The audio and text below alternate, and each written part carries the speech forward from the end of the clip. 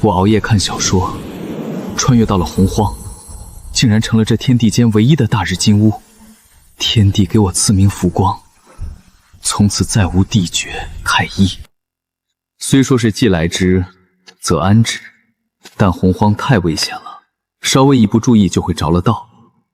我必须稳健行事，这样才能多纳几方道友，逍遥长生。若是按照洪荒大势，帝俊与羲和长息两位太阴仙子乃是天定道侣，此时我却是唯一的大日金乌，再无帝俊。那么，羲和长息两位太阴仙子是我的命定道侣？哦吼，白捡两个漂亮仙子当老婆，我更得稳健行事了，莫让家人独守空房。此时道魔之争胜负已分，红军即将正道成胜，我可以提前谋划，多拿点天道功德。有了天道功德当保护伞，更加容易苟住了。这第一笔天道功德，便从开创妖纹开始吧。道爷，我成了！天道在上，吾太阳星之主浮光，观洪荒普罗众生，无普世文字，无普世书写工具，于众生传承交流无益，故而创造祖文3000字，眼文129600字，书写用工具笔墨纸砚4种。今日功德圆满，特上禀天道，下知众生。自此之后，传承边壁，造福洪荒，望天道众生见之。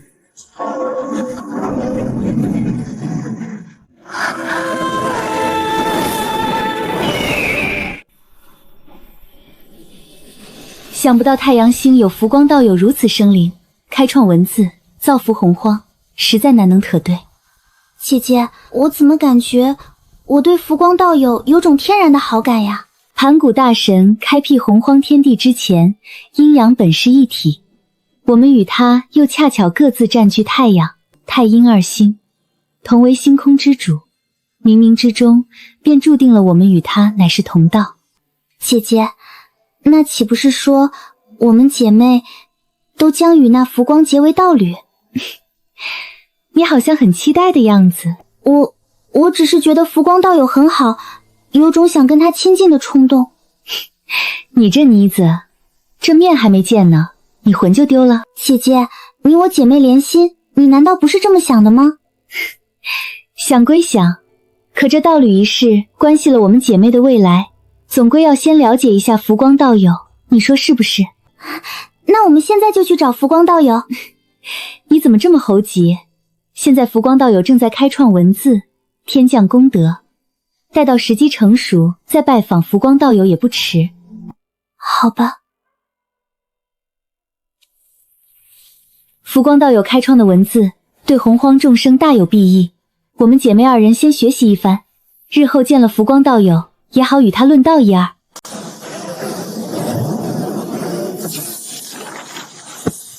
我所研制的笔墨纸砚，在天道功德之下，竟然全部演化成为了极品后天功德灵宝，发财了这是！接下来就好好的在太阳星闭关，好好的参修太阳大道，争取早日获得太阳星的彻底认可，正得食阳神的果位。另外也好好的推演完善年、月、日、时辰的刻度，为洪荒天地划分详细的时间刻度，这又是巨大的天道功德收获。这10个元会过去了，我鼓到了诸多小玩意儿，获得不少天道功德，凝聚功德金轮。现在我是天道眷顾之人，应该没人敢轻易动我了。吾乃红军，参悟无上大道，今日正得混元正果，得道成圣，将在10000年后顺应天命，于33天外天混沌紫霄宫为众生开讲大道，有缘者皆可来听。红军成圣了，他将于混沌紫霄宫讲道3次，这也是不小的机缘，不能错过了。等等，混沌之中有诸多凶险，我得小心一点。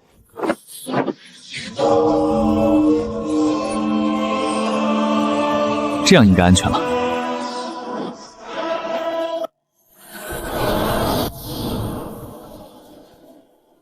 姐姐，红军成圣，在混沌紫霄宫讲道，我们也去听一听圣人讲道吧。你怎么这么着急？不像是你的作风。太太阳星的浮光道友应该也会去的吧？妹妹，你就这么想见那浮光道友？姐姐，我知道你也想见浮光道友，别废话了，我们快去吧，不然别人占了好位置，我们就看不到浮光道友了。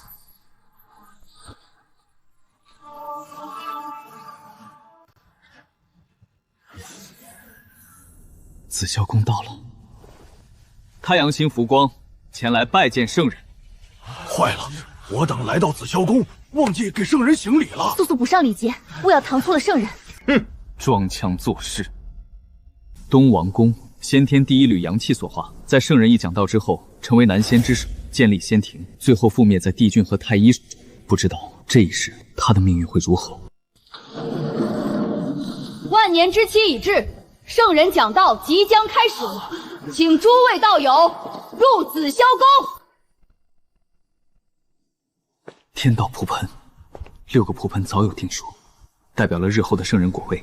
3清与女娲道友都是天定圣人，强抢不得。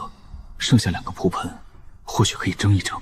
算了，后2个蒲屯应当是圣人用来偿还西方因果的。毕竟道魔之争一战，打得西方大地破碎不堪。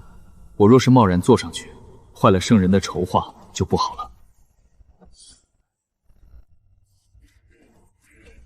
大道3000，殊途同归。最耀眼的未必就是最好的，只有适合自己的才是最好的。他们是太阴星上的2位仙子，他们会坐到剩下的2个蒲筒之上吗？咦，他们往浮光道友那里去了。天哪，他们坐在了浮光道友旁边，好羡慕浮光道友啊！太阳星浮光见过2位太阴之主。见过浮光道友，见过浮光道友，早就听闻浮光道友的名声，只不过一直未能相识。今日幸识，浮光道友果真如传言一般，出类拔萃，卓尔不群啊！道友谬赞了，我与2位道友同样是洪荒星空之中诞生的同道中人，本该早一些拜访的，但是此前都在闭关，倒是有些失礼了。其实我是想去拜访你的，只是姐姐不让。此番听道结束之后，2位道友若是不嫌弃，可来太阳星做客。好呀。你这妮子。西河道友意下如何？道友盛情邀请，我们姐妹便却之不恭了。如此便再好不过了。妹妹，你不是说2位太阴仙子性子高冷，就连跟你们这些女仙好友交流都不怎么热情，对于男仙更是从不假以颜色吗？怎么感觉不太对劲儿啊？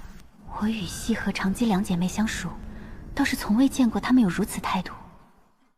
她们对浮光影道友，倒真是一眼相待。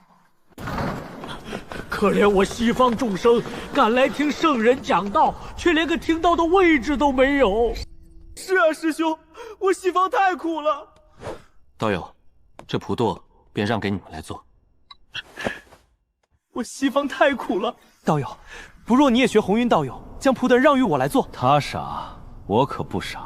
师生卵化之辈，也配与我同等座？元始道友已经发话了，3清同气连枝，鲲鹏道友莫要自误啊！哼！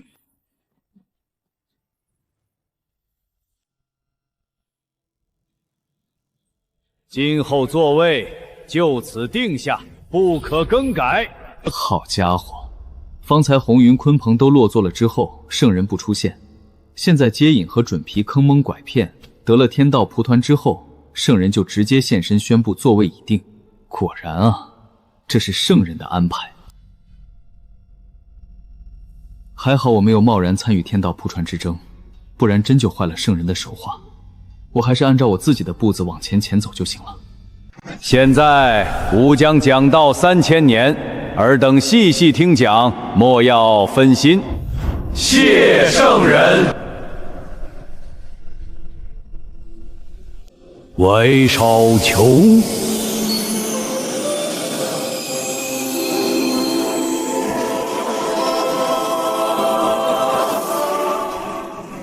不愧是圣人讲道，一开口就让我对大道有了更深的感悟。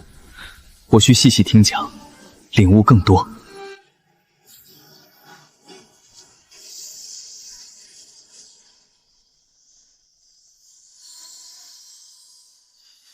听道3000年，我主修的太阳大道、火之大道即将圆满，辅修的时间、空间、推演、阵法大道也有长足的进步。这次回太阳星闭关一段时间，便可以让主修和辅修的大道圆满，备战混元金仙道果了。一元复始，万象更新。如今的洪荒生灵繁衍生息已有许久岁月，秩序渐乱，乱象将显。至此时候，当有大能当道，平息乱象，理分阴阳，执掌秩序。天地分阴阳，是故执掌秩序者，当为一阳一阴，即一男一女。东皇宫，尔乃先天东华至真纯阳阳之气化形，可为洪荒男仙之首。吾赐尔龙头拐杖，今后洪荒凡男子登仙者，都须登子府，拜木工，入仙路。谢圣人。西王母，尔乃先天西华至妙纯阴之气化形，可为洪荒女仙之首。赐尔西方素色云界旗，今后洪荒凡女子登仙者，皆要留名金册，拜王母。谢圣人。3个元会之后，紫霄宫再开，吾将2次讲道，尔等且去吧。2位道友，不如同行。好呀，自无不可。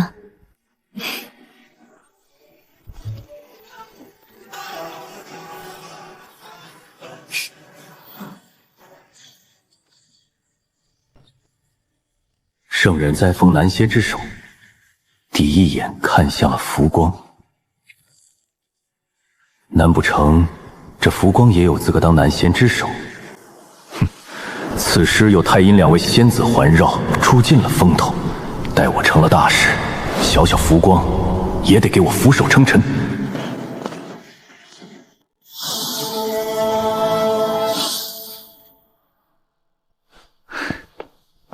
有劳道友相送了。都是邻居，无需客气。2位道友要去太阳星坐一坐吗？我那里有早些年用先天火桑葚酿造的仙酿，可以招待2位道一番。此番听圣人讲道，想必道友获益匪浅，眼下正是闭关消化的良机，日后定然前去拜访。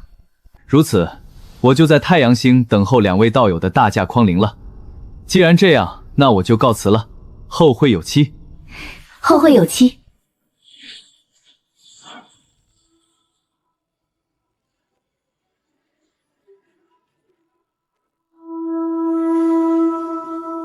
正好可以感悟的诸多大道，突破到圆满之境。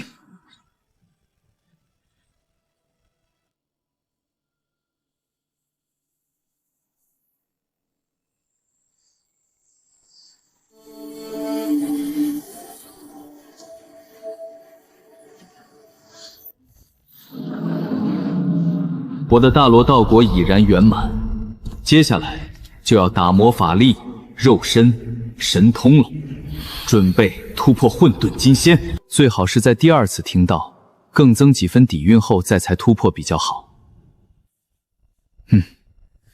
算了算时间，混沌葫芦藤该出世了，其中该有我的一份机缘。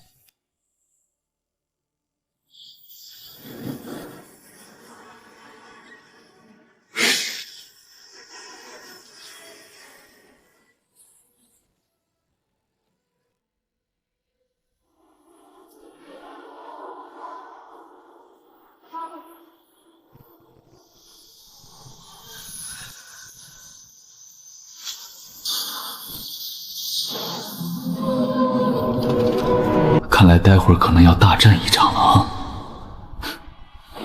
见过诸位道友。浮光道友，你也是要来争这先天葫芦藤？想要争这先天葫芦藤，那就看看你有多大的本事了。也就是说，待会儿要打架是吧？那你们等等，我盘点一下我的法宝，待会儿要打架也好出手。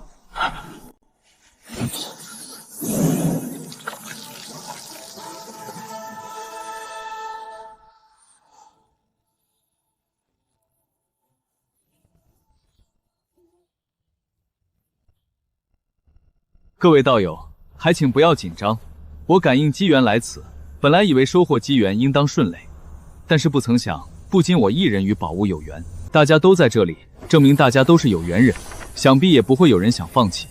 待会儿势必要争斗一番。我乃是一介文人，不善杀伐，所以先做一些准备，还请诸位道友莫要见怪。我功法灵宝不多，让各位道友见笑了。此阿的功德灵宝是不是太多了一些？我也纳闷，他上哪儿搞那么多天道功德？功德金轮也寄出来了，如此一来，我也算是准备妥当了。希望待会儿各凭手段的时候，诸位道友能够让着我一些，毕竟我更擅长与人讲道理。那么大一圈的功德金轮，生怕别人不知道他是天道眷顾的生灵。哼！二弟莫要冲动，此人得天道眷顾，有他的道理，不要轻易与他为敌。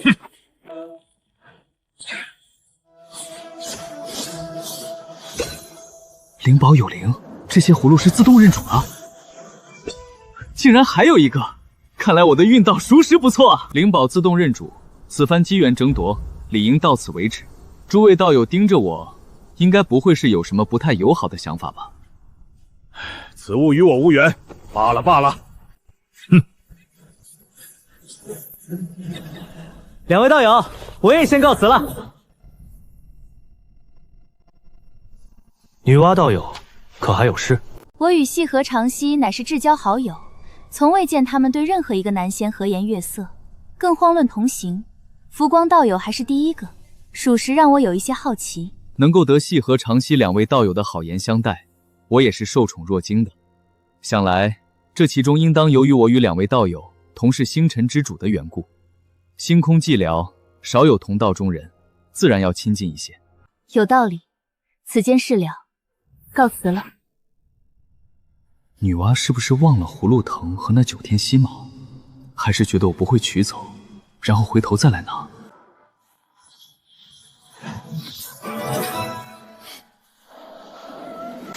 先前走得着急了，还有机缘没有拿完，看样子应该是被浮光道友得到了，机缘已经落入浮光道友之手。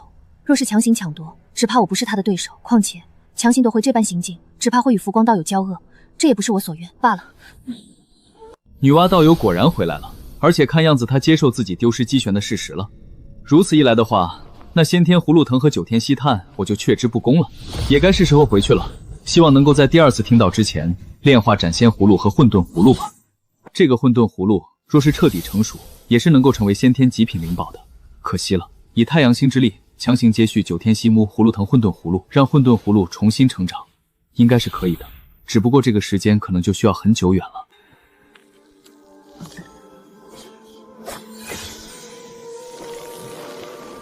果然可行。接下来便是炼化这斩仙葫芦了，在葫芦里面炼入太阳真火本源，可以使之威能更上一层楼。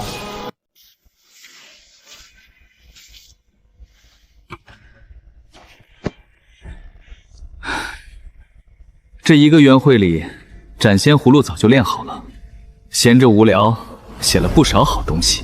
再有7万年的时间，紫霄宫第2讲就要开始了。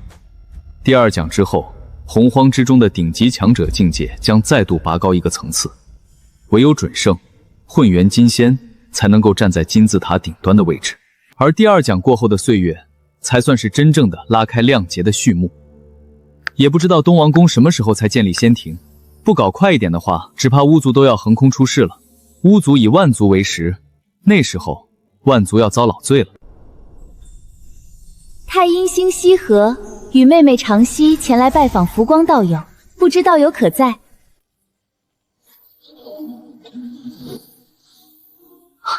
两位道友，许久不见，冒昧前来叨扰，希望没有误了道友的安排。且不说我也在闲暇休息，就算是真有什么安排，也要为两位道友的到来让路。里面请。那我们就放心了。请坐。道友好雅兴，毕竟我乃是文道之祖，对于这些东西自然是比较喜欢的。浮光道友，我可以看看这些书籍吗？自然可以。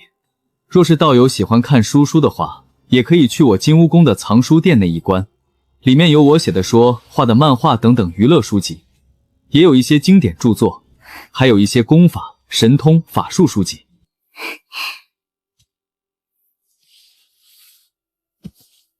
仙父白洁，长溪道友，这书不适合你看，你可以看看这本《浮光论琴》。这书忘记藏起来了，书房里那本《仙南阿宾》也得藏着。这些小说暂且不适合外传，有损我的光辉形象。原来浮光道友还精通乐理呀！道友见谅，我妹妹性子纯粹，如此行为也是将道友当成是至交，并非不知礼节。道友无需解释，我都懂。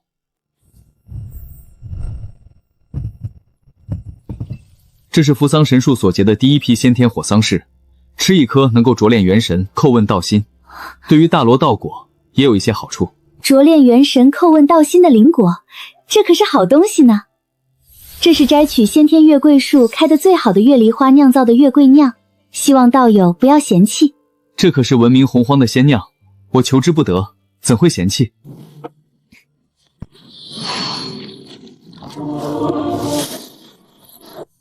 这位浮光道友的悟性竟然如此强悍，喝一口仙酿就能够顿悟。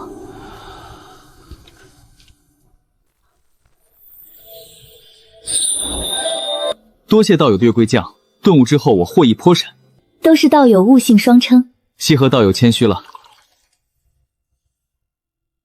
道友可还记得那一位南仙之首东文公？自然是记得的。道友莫非知道一些那位南仙之首的近况？听闻一个元贡前，东皇宫广开子府门庭，吸收了不少的金仙、太乙金仙修士入他麾下，甚至还有好几尊大罗南仙也去投奔他。此外，东王公还2次登西昆仑，前去与西王母商议事情。看样子，东王公恐怕有自己谋划了。东文公开始收人了，这也就说明他开始筹备仙庭了。若是拉上西王母一起的话，统御洪荒南欧女仙，仙庭便是圣人钦定的洪荒正统了。对于东王公的举动，不知道有什么看法？东王公和西王母受封男仙之首、女仙之首，想要做一番事业，倒也是正常的。不过与我等无关。无关？难不成他东王公还想要管到我等先天神圣头上不成？若他真要如此，那我这么多法宝可就不长眼睛了。浮光道友这般霸气，不愧是太阳星之主，倒是让人有几分钦佩了。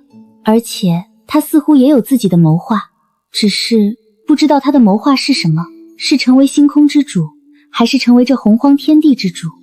姐姐，你看这段记载竟如此有趣，确实新奇，倒是从未听过。圣人2次讲道的时间到了，此番听到2位道友，不如同行。自无不可。好呀。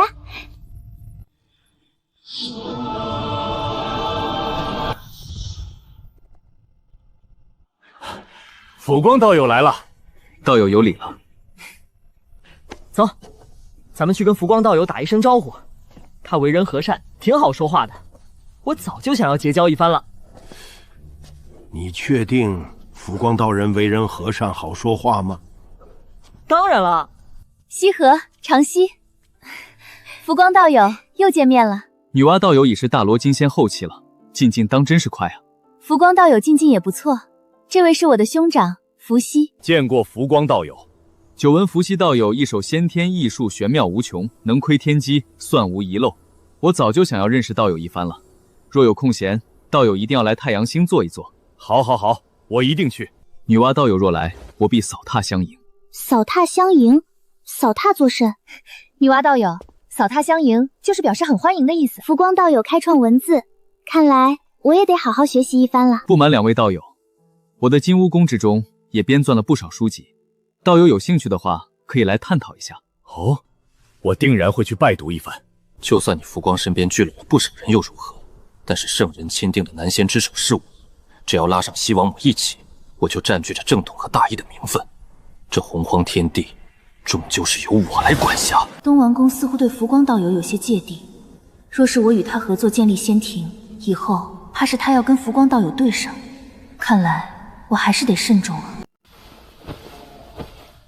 道友一直在暗中观察我，可是我身上有什么不妥之处？并无独妥，只是没有想到道友竟然也是喜欢广交好友的性格，此前完全没有想到这一点。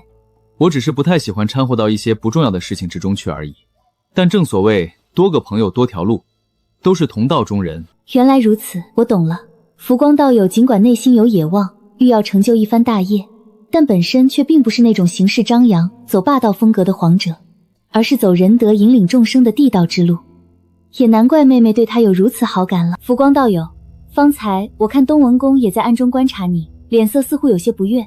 多谢西河道友提醒，东文公估计是嫉妒我周围围了如此之多的大能，不过这次属实有些高调了，下次万不可如此，需稳健行事。对，稳健。诸位肃静，圣人开始讲道。诸位修为进境不错，无心甚慰，接下来还需潜心听道，突破大罗。谢圣人。夫太上之道，生万物而不有，莫之生，待而后死生之德。爱者不能御，得利者能御，用而败者不能非。此番我便可以一举突破大罗金仙，后入混元金仙之境。大罗破！洪荒境界分为地仙、天仙、玄仙、金仙、太乙金仙、大罗金仙。大罗之上，我开创了斩尸之法，让洪荒生灵大入准圣之境。可这浮光不走斩尸之路，竟走上了混元之路。那是盘古以立正道的路子。在境界方面，混拳金仙等同于准圣，混拳大罗金仙则等同于圣人。可混拳的战力更强，潜力也将更高。不过在这一纪元，成就唯一的混拳金仙又如何？不成圣人，终归只是蝼蚁罢了。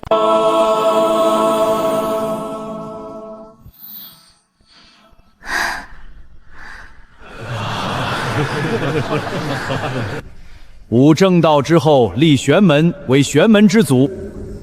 在吾之门下，应当有弟子数名。二次讲道就收徒了吗？不应该是第三讲结束之后才是收徒分宝的吗？不过细微处有些不同，也是正常的。太清、玉清、上清，尔等三人乃是盘古大神元神所化，可为吾之弟子。谢圣人。女娲，尔身负大造化，可为吾之弟子。谢圣人。圣人，可怜我西方。尔等身负西方气运，可为吾记名弟子。谢圣人。浮光道友，圣人收徒，你不争取一下？万事万物讲究一个缘字，我与圣人无师徒之缘，不可强求。连成为圣人弟子这样的大机缘，浮光都不在乎，此等心性，当为真豪杰啊！不愧是浮光道友。反观哭哭啼啼的接引、准熙两位道人，与浮光道友一比，顿时相形见绌了。姐姐，我就说浮光道友不一样吧。你这小栗子，小心魂儿都给浮光道友勾走了。也不是不行。此番讲道结束，10个元会之后，第3次讲道之日，尔等再来，且去吧。此番听到，想必两位道友此次收获颇多，着急闭关突破境界，我就不邀请你们了。等两位道友出关，可以来太阳星做客。当然，若是道友先出关的话，可以来太阴星做客。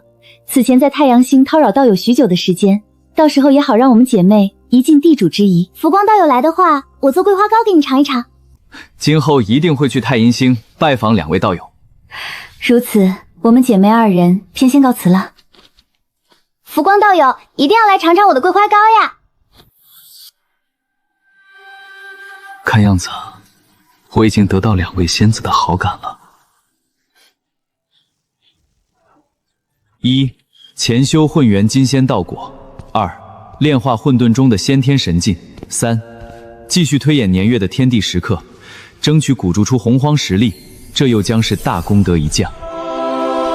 眼下浮光结识的大能众多，还相谈甚欢，有可能坏我的好事。哼，浮光不过是垫脚石罢了，若他识去，自是无碍；若不识去，灭了便是。我真正的对手应该是圣人弟子。待我建立仙庭之时，请浮光前来见礼，他便会知晓，我乃仙庭之主，统御洪荒。他一个小小的太阳星之主，岂能与我相比？终于炼化混沌中的37道先天神剑了，只差12道就可以完全炼化这一件先天至宝了。再加上我早已炼化完全的河图洛书，我的实力又将上升一个层次。我还需制定洪荒时刻、日晷、漏刻、沙漏、魂天仪这些法宝，缺一不可。我这金乌宫的家底有点不够看啊，到时候看看能不能搞点宝物回来。宜州子府修士奉东王公之命前来求见福光前辈。东王光道友让你过来，所谓何事？回前辈的问话。3000年后，东皇宫将在灵州子府设宴，招待洪荒众仙，特意命晚辈送来请帖。请帖本座就收下了，你回去转告东王公道友，届时我会去赴宴的。晚辈告退。看样子仙庭快要出世了，东皇宫西亚姆应该已是金仙圆满，只要仙庭立下，得天道任何降下功德，这二人极有可能借天道功德斩出一师，迈入准圣。既如此，那我也该早做准备了。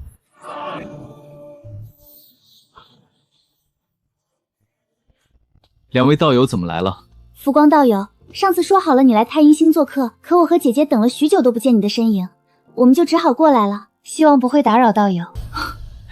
还请两位道友见谅，我也是刚出关，正想着去太阴星拜访你们呢。既然二位来了，还请里面详聊。福光道友，这是我做的桂花糕，你尝尝。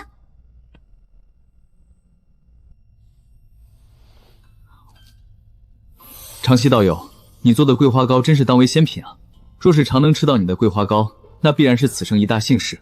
真的？那我常给你做。如此甚好，那在下便先行谢过长溪道友了。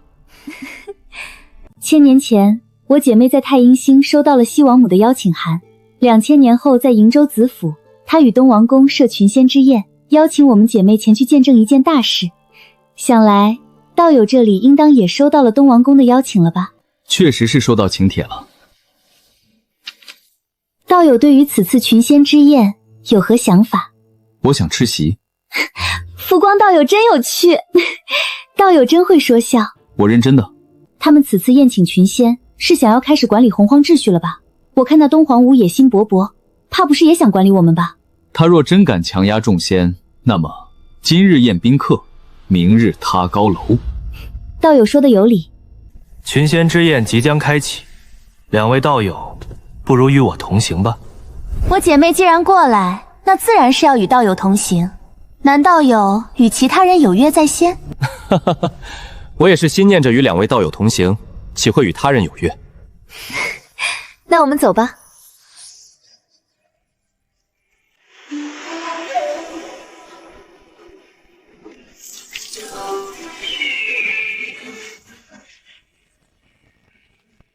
燃灯道友赠上品后天灵根1株，红云道友赠下品先天灵宝1件，镇元子道友道赠人参果3颗，女娲道友、伏羲道友道，太清道友、玉清道友、上清道友道，湖光道友、细河道友、长溪道友道。好羡慕福光友啊，竟有2位如此绝美的仙子相伴。要是我能拥有如此仙子当道侣，让我成圣我也愿意啊。这就是太阳星的福光前辈吗？果然是风采无双。他便是日后妖族的智者白泽吗？想不到竟然在这里遇到了。承蒙诸位道友赏脸，今日前来赴宴。此次的群仙盛宴，除了与诸位道友相聚论道之外，还有一件要事，想要诸位道友共同见证。承蒙圣人垂青，封我与西王母道友为众仙之首。今日吾二人也当正式担责，不负圣人期望。天道在上，我等领圣人之命，奉天道之恩泽，执掌天地秩序，梳理乾坤阴阳，使万物生长。今特立仙庭，以便管理，造物洪荒天地与众生，望天道见之。仙庭立。仙庭立。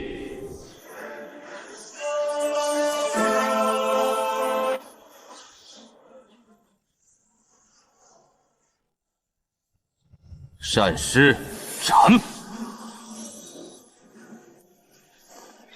善师斩！这斩师一道的确玄妙。我若是与西河长啸结成道侣，他们两人将来斩三师之后，三师也都是真正的修士，等于是我一下子就有了好似6胞胎的道侣，再加上两人的本尊，那就是8个。我即将制定洪荒年岁时刻，以太阳、太阴2星为基准，天道功德也将有西河长息的一份，届时便可以验证心中猜想了。浮光道友，你在想什么呢？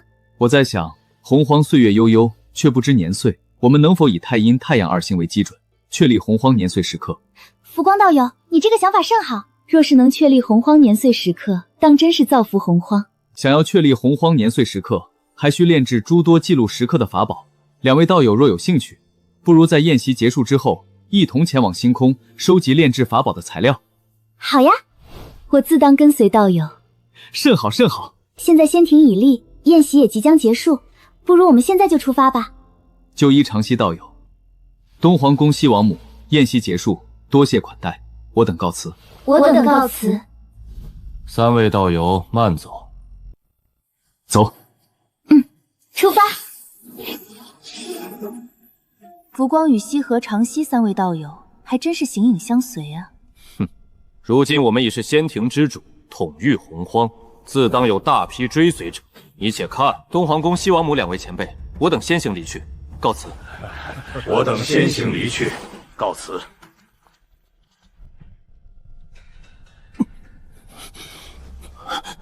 看样子，这些人像是要追随浮光道友而去，这样的存在，或许才是天生的皇者。终于成了，恭喜道友。若是没有两位的帮助，光是收集材料炼制这些法宝，就够我喝一壶的了。多谢两位道友，不过还需等一个契机，正天婚，才是我与西河、长息2姐妹结为道侣的最佳时机。现在不宜操之过足。浮光道友，你和我们姐妹之间何须言谢？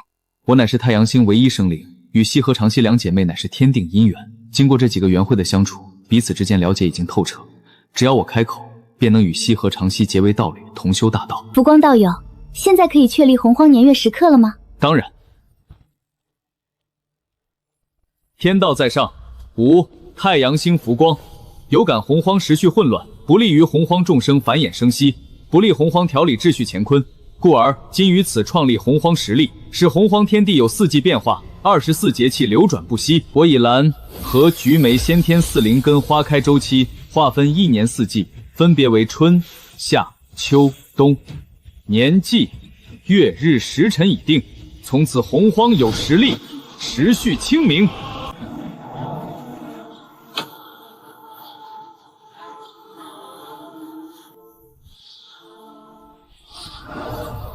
多谢前辈造化之恩。你们且退至一旁。是前辈。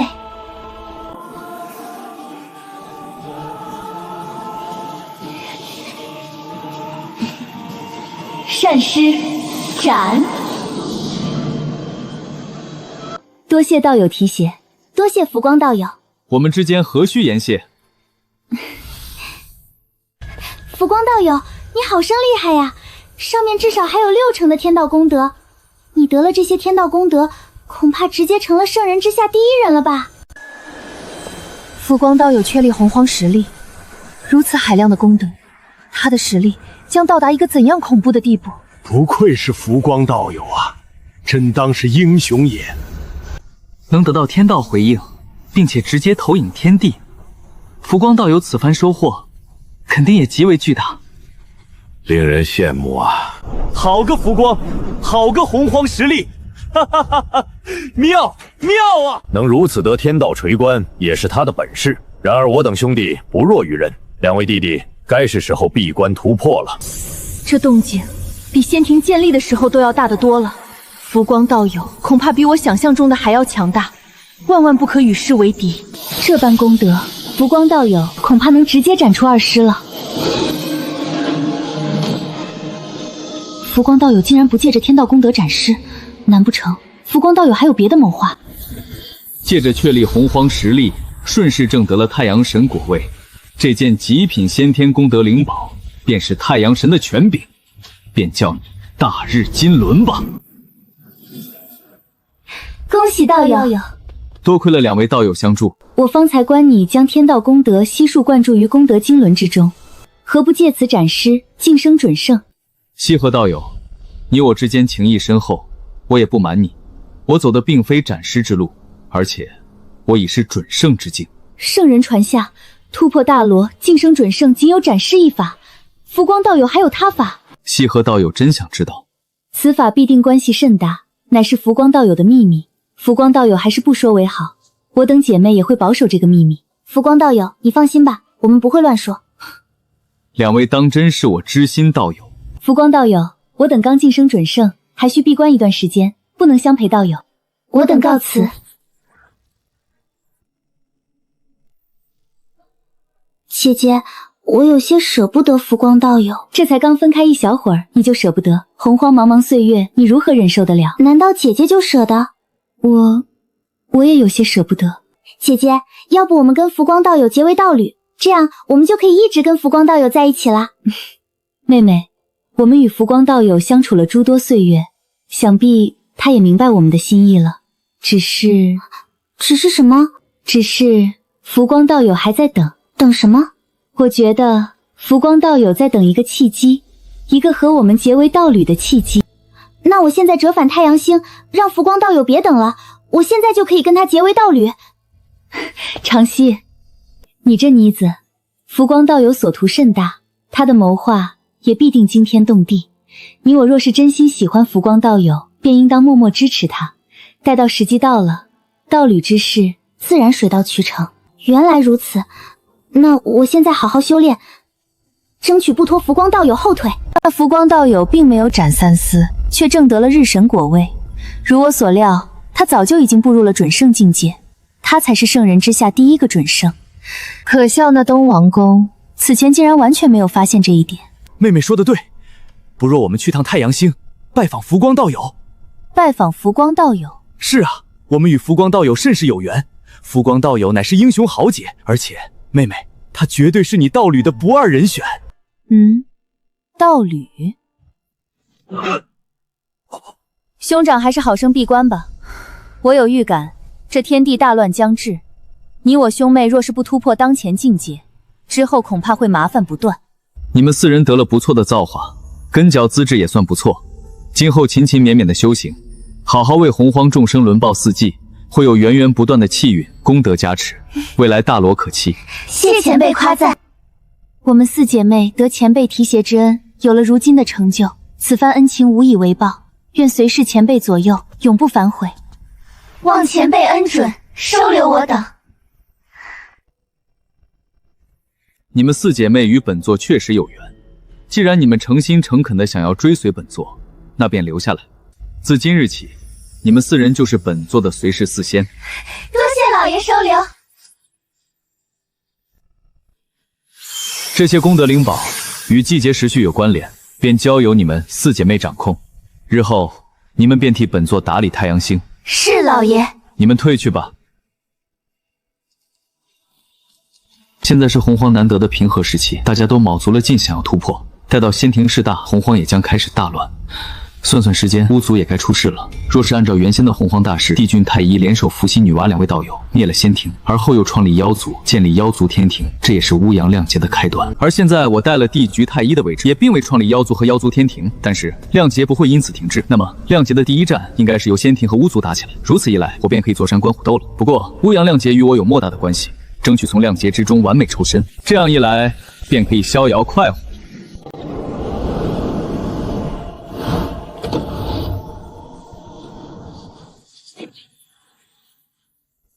想不到今日竟有如此之多的贵客到来。老爷，太阴星的西河长贵两位前辈来了。他们是本座的贵客，你去迎接一下。另外还有几位客也要来，你吩咐夏河、秋菊、冬梅三人，我要款待几位贵客。诺。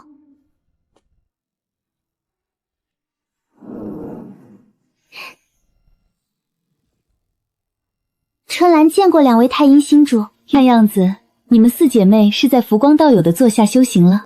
承蒙老爷不嫌弃，我们四姐妹在化形之后便作为随侍四仙追随老爷左右了。另外三人呢？老爷吩咐他们在殿中设宴，说是要款待几位贵客。今天还有道友来拜访浮光道友不成？老爷说了，确实还有其他贵客，只是我等还不知道具体身份。看来今天会见到一些老朋友也说不定。春兰，前面引路吧。两位道友，我等候多时，还请入座。浮光道友，这10万年中，道友心中有没有念起我们姐妹二人？日思夜想。妹妹，莫要失了礼节。知道了，姐姐。浮光道友，今日还有其他道友要来。人已经来了。有朋自远方来，不亦乐乎？4位道友来我太阳星做客，有失远迎，还请恕罪。哈哈哈哈，道友客气了，伏羲跟舍妹前来叨扰，希望道友见谅了。浮光道友，我红云和镇元子道兄不请自来，望道友海涵。冒昧造访，道友还请恕罪。各位道友来做客是给我面子，怎么能说是打扰呢？来，快坐坐。几位竟凑巧都在今日前来太阳星，我猜想洪荒之中可是有让几位道友眼不见心不烦的事，还不是因为那仙庭的东王宫？哦，仙庭东王宫，还请伏羲道友细细道来。此事说起来，我的心中就忽有火气。伏羲道友慢慢说。那东王宫建立仙庭，欲要一统洪荒众生，我等一心直求大道，并不想要掺和到这些繁琐之事里面去。但是那东王宫3番5次派人的爱来请吾与舍妹入仙庭，哪怕是一再拒绝，他也依旧不断的派人过来，着实令人烦不胜烦，这才与舍妹一同前来拜访道友。原来如此，两位道友也是如此。正如伏羲道友所说，这东皇宫竟然整这一出，这不是摆明要得罪许多大神通者吗？还是说他真的觉得自己可以力压众多先天圣圣？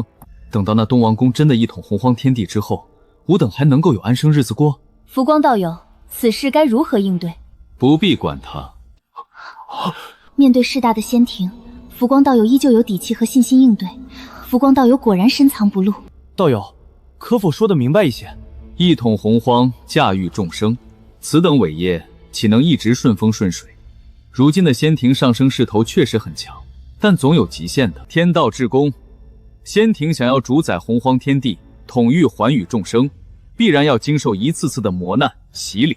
若不能度过，如今的辉煌再如何都好，也不过是镜中花，水中月罢了。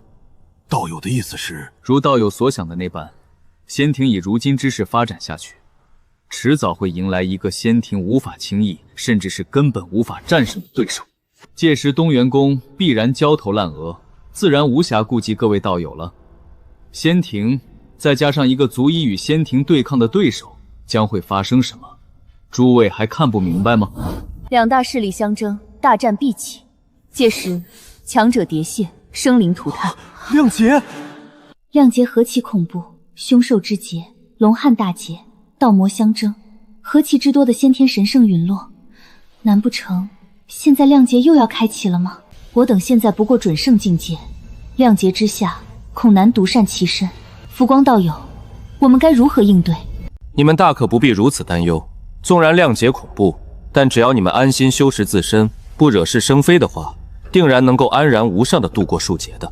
浮光道友这般似乎早有谋划，只是做了些许准备罢了。浮光道友恐怕不只是做了些许准备这么简单，他的命格贵不可言，乃是天生的帝皇至尊命格。仙庭他不放在眼里，难不成他所谋划的是天地至尊的宝座？原来如此，不愧是浮光道友，这一次我受教了。道友能够明白就好。兄长，你受教什么了？等回了不周山，我再跟你细说。大家都是朋友，难得聚在一起。我早些年闲来无事时，制作了一些用来消遣的小玩意儿，难得诸位道友相聚，大家一起玩一玩如何？我等6人皆是准圣大能，没想到浮光道友竟然一挥袖便将我等挪移，而且没有一个人能反应过来，他的实力究竟到了怎样的地步？浮光道友深藏不露啊，倒是叫大家见笑了。我身为太阳神，在这太阳星内的大千世界里面，有一些小小的权柄手段，不足为奇。诸位道友，这是我古道的围棋，诸位不如与棋盘上博弈一番，如何？好。浮光道友棋艺精湛，这一局是我输了。承让了，道友也不必沮丧。若不是道友初次下棋的话，我恐怕不是道友的对手。浮光道友，你之实力远在我之上，无论下多少次，我还是赢不了道友。女娲心服口服了。女娲道友谦虚了。我与兄长已经叨扰道友逼许久了，下次道友若来不周山，可到我的赌场，我必扫踏相迎。好，好，好。道友，我与镇元子也该回去了。道友慢走。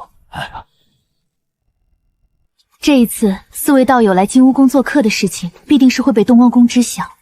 若是他气急败坏，对你悍然出手，你如何应对？东皇宫马上就要焦头烂额了，哪里还有空闲的余力来针对我？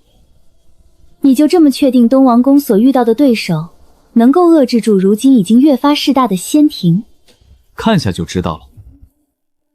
兄长此前与浮光道人打了一个哑谜，那是什么？可以说给小妹听一听吗？浮光道友在下一盘很大的棋，那仙庭、那东皇宫都已经被他当成是棋子了。连东王宫都是他的棋子，他究竟有何安排？尽管为兄还不知道浮光道友究竟有什么安排，打算怎么做，但是为兄可以确定，浮光道友的最终目的绝对是成为天地至尊。他想成尊，这怎么可能？小妹，我跟你说，可不要小看了浮光道友。为兄一手明辨命格、察人观色的本事，你是知道的。依为兄拙见，浮光道友乃是天生的至尊命格。浮光道人竟然还有如此雄才伟略，我倒是有几分佩服了。我就说他是当我妹夫的不二人选吧。兄长，我看你是讨打了。妹妹，我先去闭关了。此前在金乌宫，浮光道友一挥袖便挪移了6位准圣，此等实力，至少比东王王更有资格成尊。避了数个元会，终究还是避不过这仙庭。这是仙庭的最后通牒了。为今之计，唯有去大神通者那里寻求庇护了。如今能够庇护我，也愿意庇护我的，恐怕只有浮光道友了。道友，你们这是？老兄，你来的正好，我们都不愿入纳仙庭，只好来寻求前辈的庇护。是啊，那厮当真是仗势欺人，竟然想要强行逼我加入仙庭，我自然不愿了。前辈会不会一巴掌拍死我们？诸位不用担心，浮光前辈即便不收留我等，也不会对我们出手的。诸位客人，老爷已经知道尔等前来，还请诸位随我入内。多谢道友。拜见浮光前辈。不必多礼。说说吧，你们不顾路途艰险，来到本座的太阳星这里，所谓何事？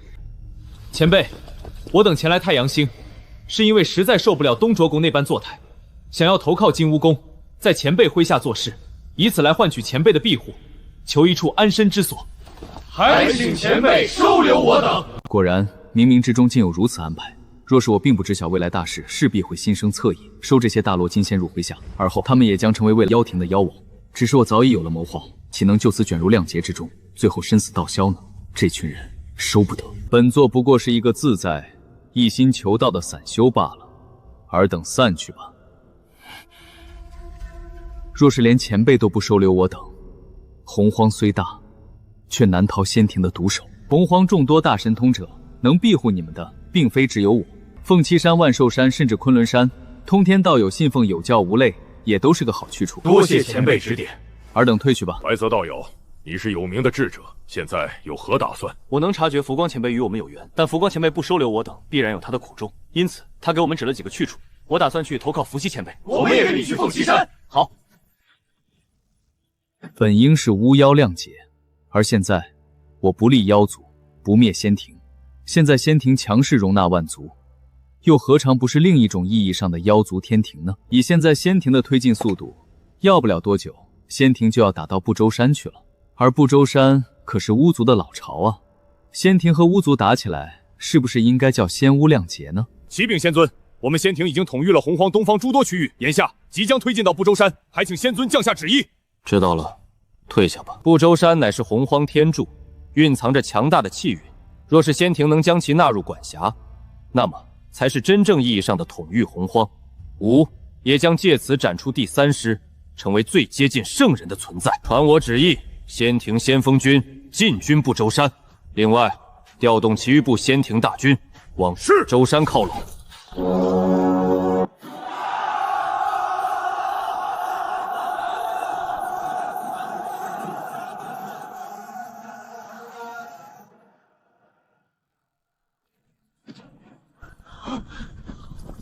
乃巫族之地，外族止步！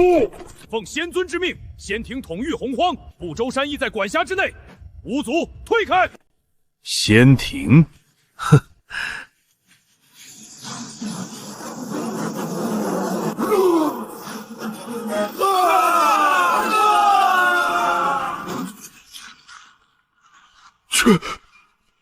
全没了！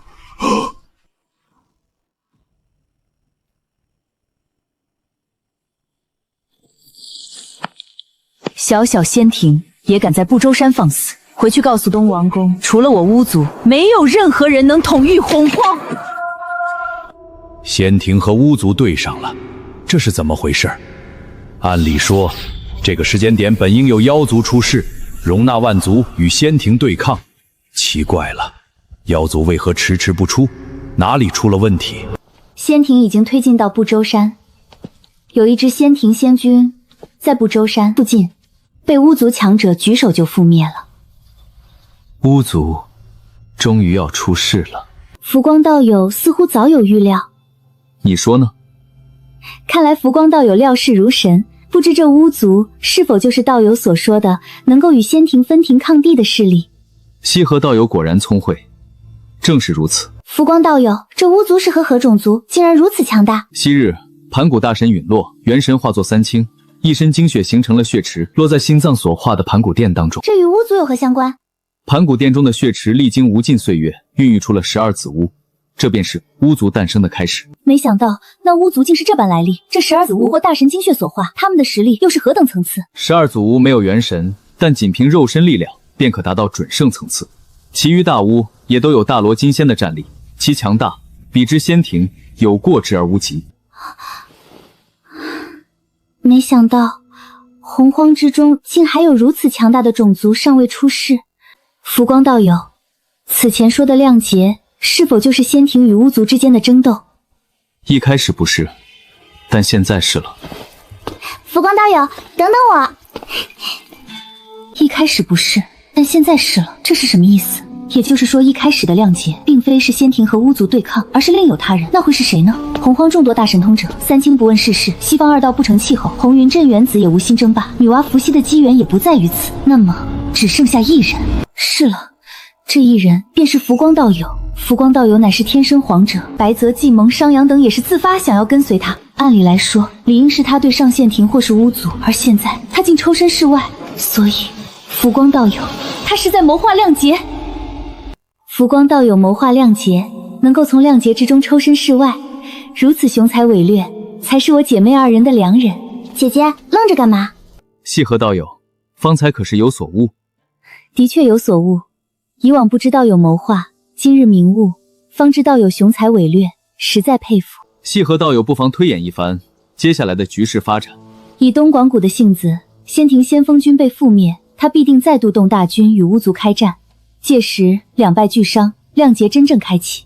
西河道友此番推演对了一半。对了一半，还请浮光道友指教。仙庭与巫族开战是必然，然而并非两败俱伤，而是仙庭完败。仙庭完败？不错，仙庭现在的高端战力远不足与巫族抗衡。另外，圣人三讲道还未开始，教化洪荒之功尚未圆满，圣人不会任由两方势力打得天昏地暗的。是我片面了。那仙庭和巫族之间大战什么时候会彻底爆发？圣人三讲道之后，身合天道，洪荒将有大神通者正道成圣，巫族和仙庭之间的大战也将彻底爆发。我们该如何自处？我们有句话说得好，我们三个把日子过好比什么都强。我们三个？浮光道友，你的意思是？西河道友，长溪道友，我们三人早已相处了无数岁月，彼此都明白对方的心意。你们可愿与我结为道侣？浮光道友，我早就等你这句话了。西河道友，你呢？我和妹妹一样，等你这句话很久了。哈哈哈哈！我们三人乃是洪荒大神通者，如今结为道侣，理应举行重大仪式，昭告洪荒。只是现在还不是最佳时机。什么最佳时机？如今洪荒纲常伦理未定，我们三人结为道侣，可以借此确立伦理纲常，正得天婚。正天婚？什么是天婚？众生结为道侣，均是口头之约，没有定下纲常伦理。婚姻则是上秉九霄，下达九幽，天地见证。若是我们能正得天婚，届时又是一大笔天道功德。上秉九霄，下达九幽，天地为证，结为道侣，竟可以如此神圣庄重。我们该如何正天婚？我们都听你的。天婚乃是天道认可，命中注定。我们三人已经满足了这个条件，不过还缺一位有分量的主婚人。谁？圣人。所以你是想在圣人第3次讲道时，请圣人为我们证婚？正是如此。此番距离圣人3讲道尚有些时月，依和长息，我已在寝宫之中略备薄酒，不如共饮美酒，而后共论大道。我们听夫君的好。两位娘子，请。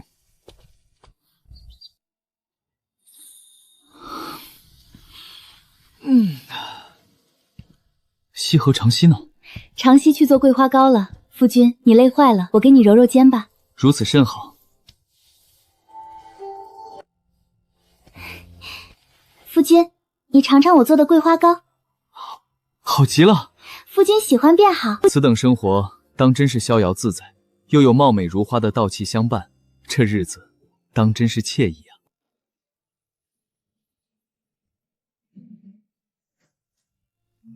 夫君，如今圣人3讲道即将开始，此番我们便去紫霄宫听道，而后请圣人为我们证婚。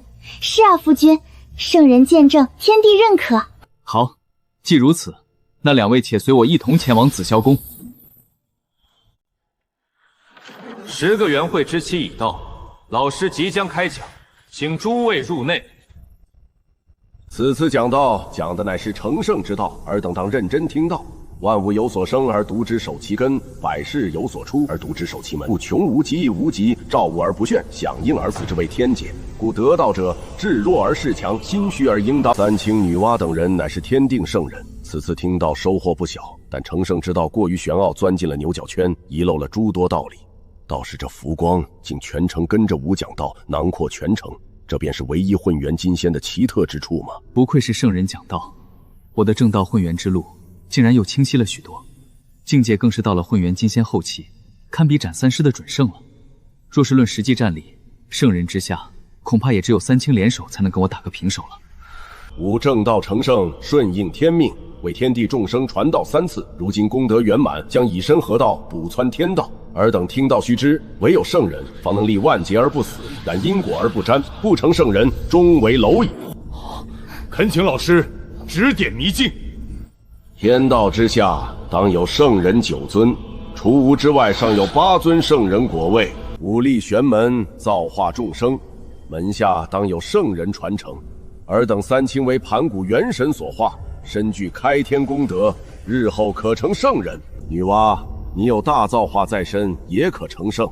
老师，我师兄弟2人命苦啊！你们师兄弟2人身负洪荒气运，好生经营西方，亦有成圣之可能。此鸿蒙子气乃是成圣之根基，吾得7道，6道赐给吾门下弟子。多谢老师。这一道鸿蒙子气便交由其自行择主，有缘者皆可得到。成圣之机选择了我。鸿运老兄，这鸿蒙子气的水太深了，你把握不住的。恭喜鸿云兄获得鸿蒙子气，实在是意外之喜。看来鸿云命中有此一劫，到时候这道鸿蒙子气又将去向何处？修行不易，劫数难测。汝等既是吾之紫霄宫中有缘人，吾在分宝崖上放置了诸多法宝，尔等可去凭缘法取之。诸位请随我来。夫君，我们一同前去吧。两位娘子，圣人留我在此，你们先去宝崖吧。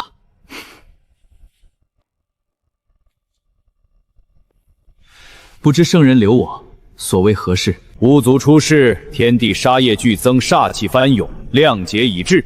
然而以仙庭之能，治世仍有不足。天地之间尚缺一尊可号令万族、统御天地的皇者。圣人这话什么意思？难不成是让我去统御万族？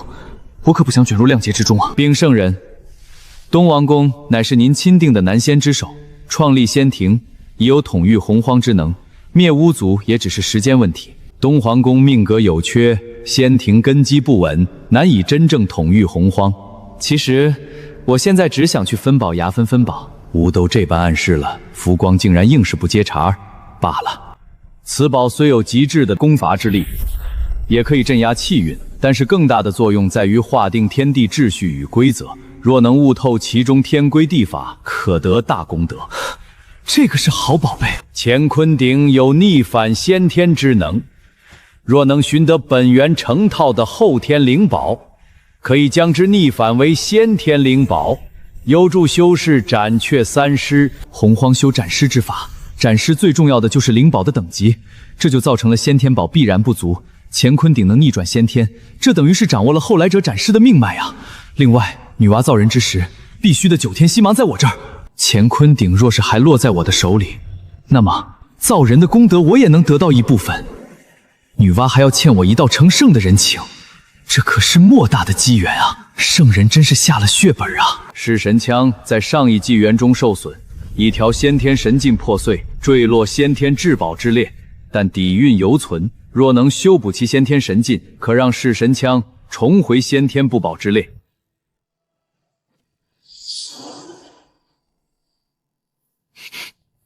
多谢圣人赐宝。不是说只有7道鸿蒙紫气吗？竟还有1道。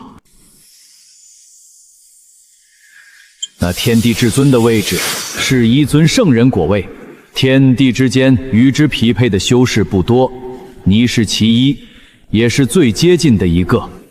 而之机缘无以点明，至于有多大造化，全凭你自己去争取了。多谢圣人指点迷津。圣人希望我去争夺天地至尊的宝座，统御洪荒也的确是大功德一件。借着天地至尊之力，可登临圣位。只是，我现在若是贸然取代东皇宫，无异于重演巫妖亮劫，最终唯有身死道消罢了。这局入不了1点。你似乎还有事有求于吾。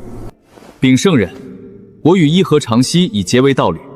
然而洪荒之中纲常未定，道德礼法尚无。我欲借此昭告洪荒，正得天婚，治礼法，定纲常。善。而回归洪荒之后，可正天婚，届时吾自当降下法相，为尔等作证。多谢圣人。圣人弟子冲得最快，拿了诸多法宝。东正光率领仙庭部众在分宝崖上大做神通，乱作一团。姐姐拉着我在旁边看戏，没有卷入其中。两位娘子，你们可取得什么法宝？那东王公和仙庭众人看着气势足，实则也没拿到几件法宝。依我看，这些法宝与我们无缘，索性不沾因果为妙。娘子有此领悟，甚好甚好。夫君，方才你与圣人在此，可有询问我们3人之事？圣人已经应允。太好了！吾3次讲道结束，教化洪荒功德圆满。此后尔等当匡扶洪荒，都散去吧。谢圣人讲道。大道50，天眼49，顿去其一。吾红军得道圆满，应当遵循天命，以身合道，以补穿天道。天道合。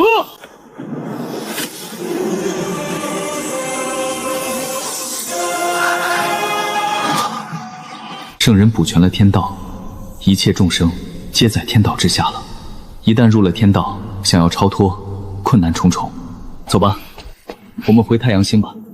浮光道友、西河道友、长息道友，浮光道友，我获得了一缕鸿蒙紫气，此番回城恐有劫难，恳请3位道友助我一臂之力。事成之后，我定有厚报。3位道友恳请相助，镇元子也定然有厚报。红云道友，你现在身怀成圣之机的鸿蒙紫气，难不成你觉得我对他不感兴趣？道友说笑了，道友之谋划，我虽不知其具体，但眼界之广，胸襟之大，乃是我生平仅见。道友实力强大，却仍不显山露水。若是道友真想要我的鸿蒙紫气，我也自当奉上。你倒是看得透彻。既然如此，我护送你到武装观，你便欠我一道阴管，来日你需偿还，这是自然。另外，亮劫将至，我也该展露一下我的实力，免得一些不长眼的宵小之辈想寻我麻烦了。走吧。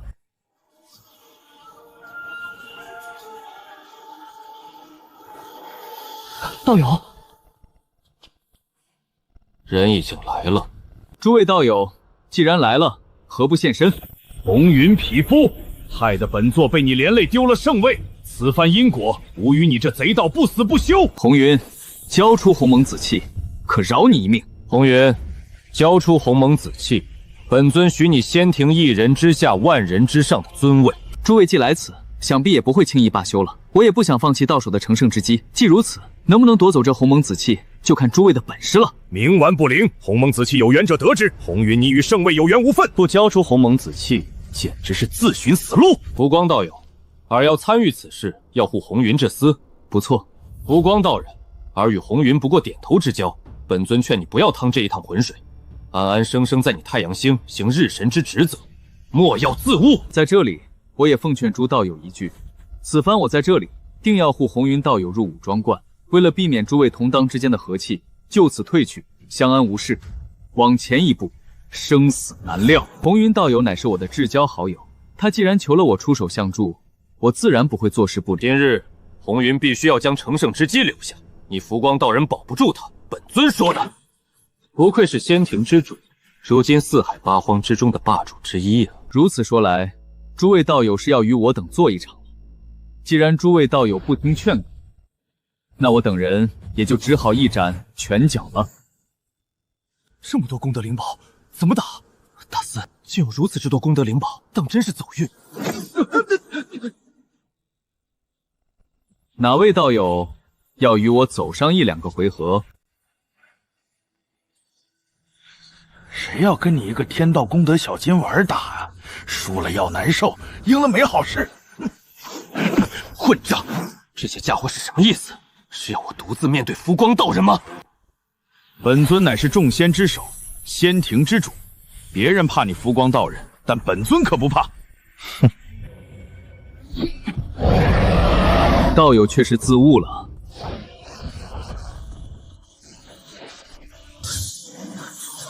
一书一世界，请道友入吾书中畅游。怎么可能？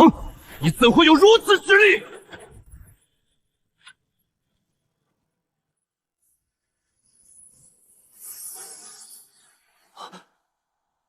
我知道浮光道友强大，但这是不是过于强大了？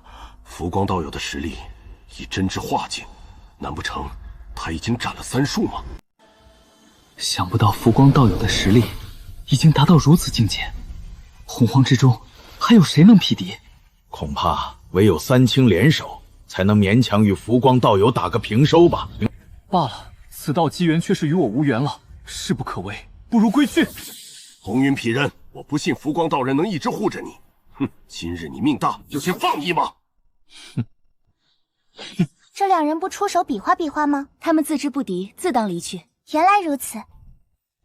此番多谢浮光道友相助了，红云道友不必多礼。此处不是闲聊之所，不如我等换个地方。好，浮光道友，不如到我五珠观一坐，让我与红云一尽地主之谊。哈哈，正合我意。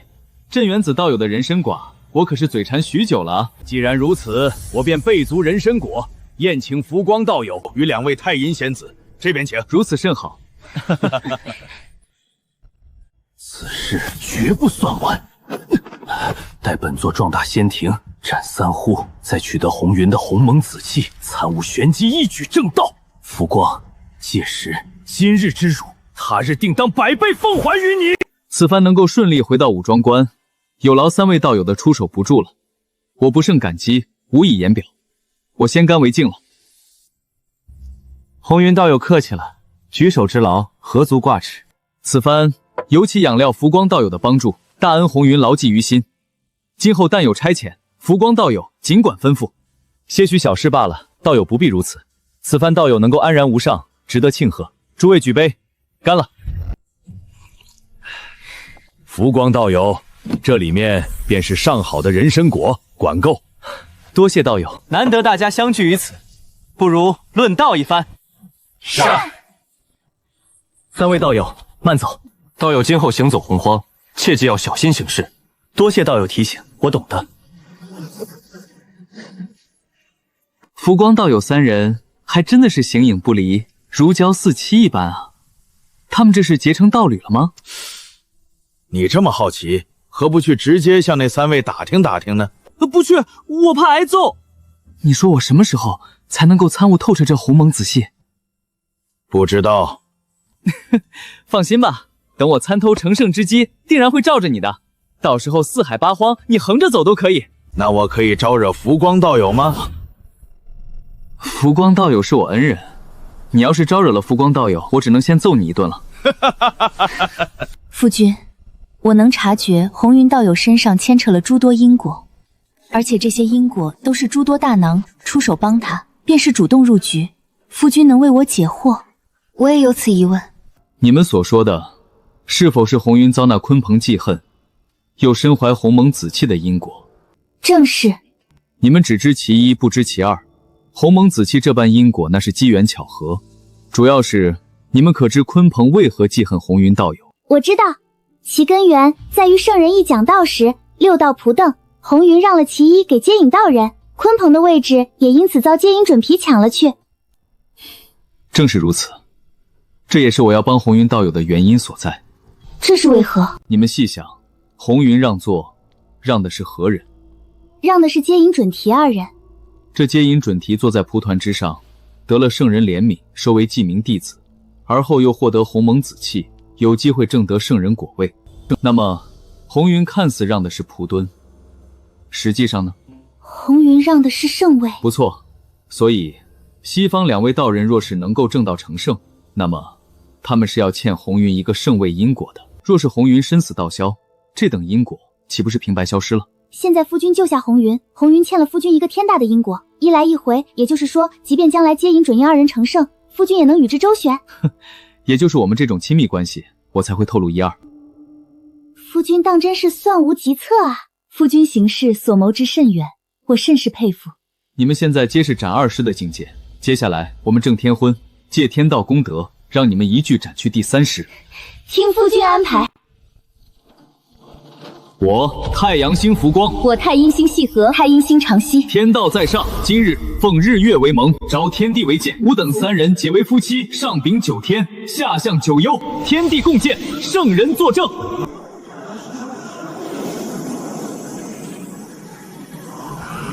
浮光前辈竟和西河、长息2位仙子结为道侣，天地共鉴等一句话，又有天道功德降下，浮光道友当真好福气啊！今光熙、浮光、长息3人结为七股夫妻，以正天婚，吾为见证。自此，纲常礼法确立，乃是洪荒一大喜事。浮光道友竟和西河、长息2位仙子修成了正果，那我妹妹岂不是落了空？兄长，我看你是讨打了。我有强烈的感觉，此宝与这桩天婚有缘。此番浮光正天婚，他的实力恐怕又将上升一个层次了。从此，圣人不出，恐怕无人能够制衡浮光道友了。红绣球也齐了，这桩天婚功德圆满了。自我施展，见过夫君。甚好，甚好。自我施展。见过道友，这道人情是我欠了浮光的。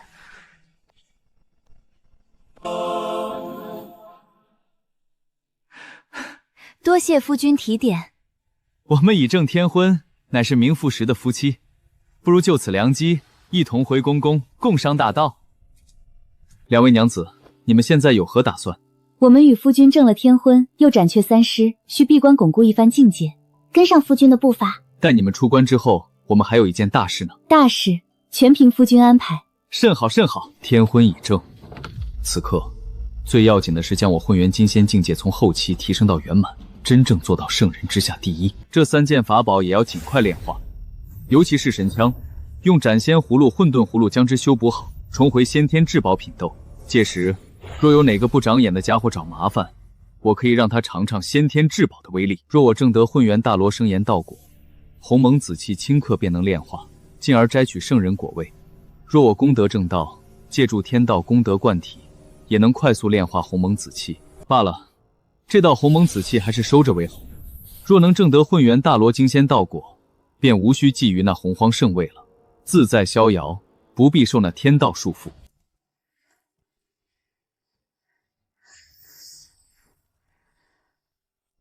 有那浮光道人护着，只怕那红云与我们师兄弟的因果难消了。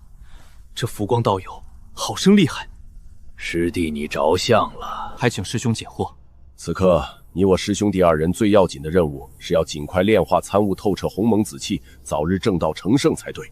不成圣人，终为蝼蚁。师兄说的对，只要能够正道成圣，纵然是有那浮光道人相护，红云与你我的因果也必然能消解。至于那浮光道友，待你我成圣之后，便无需惧他了。如今走在所有人最前面的，当属浮光道友了。是啊，我听闻他护送红云返回武庄观，与东王公交手了。你猜怎么着？战况如何？说出来你可能不信，东王公毫无还手之力，吓得明和、鲲鹏二人直接逃窜。东王公乃是大神通者，至少斩了2尸，竟然还无还手之力。浮光道友之恐怕已经超出了我们所有人的想象。是啊，浮光道友谋划甚远，我甚是佩服。既然如此，我也该参悟鸿蒙子气，早日成圣了。大罗道果圆满，再进一步，便可步入准圣境界。恭喜白泽小友了，多谢福前辈这些年的指点与教导。你与计谋、殷昭、张扬等人来凤栖山，可是受了浮光道友的指点？正是。原来如此，我或许知晓浮光道友的用意了，还请前辈指点迷津。浮光道友乃是真正的天命所归。真正的天命所归？不错，昔日我曾推算过浮光道友的命格，乃是至尊至贵的99天命之格位。如此说来，与浮光前辈比起来，当今的仙庭之主实在有些不堪。是啊，天命相冲，浮光与东王公对上，或许是一个意外，主动权还在浮光身上。若圣人不出，洪荒的局势发展便在浮光一念之间了。实不相瞒，相比东王公，我更愿意追浮光前辈。冥冥之中，我感觉我与浮光前辈有缘。我与小妹与他也有一桩缘分，只是不知这缘分究竟是什么。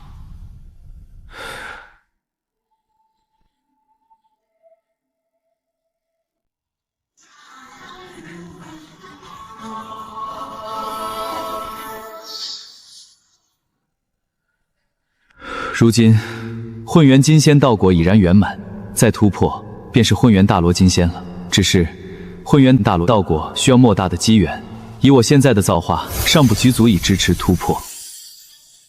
这些岁月里，仙庭和巫族打了不少仗，死伤惨重。现在东王公学聪明，学会韬光养晦，招募万族，培养大罗，力邀各个大神通者，发展着实不错。西王母再加上东王公，再加上先后加入到仙庭之中的众多的大神通者，应该勉强可以顶得住巫族了。我也该出去走走了，酝酿一份造化，争取早日正道。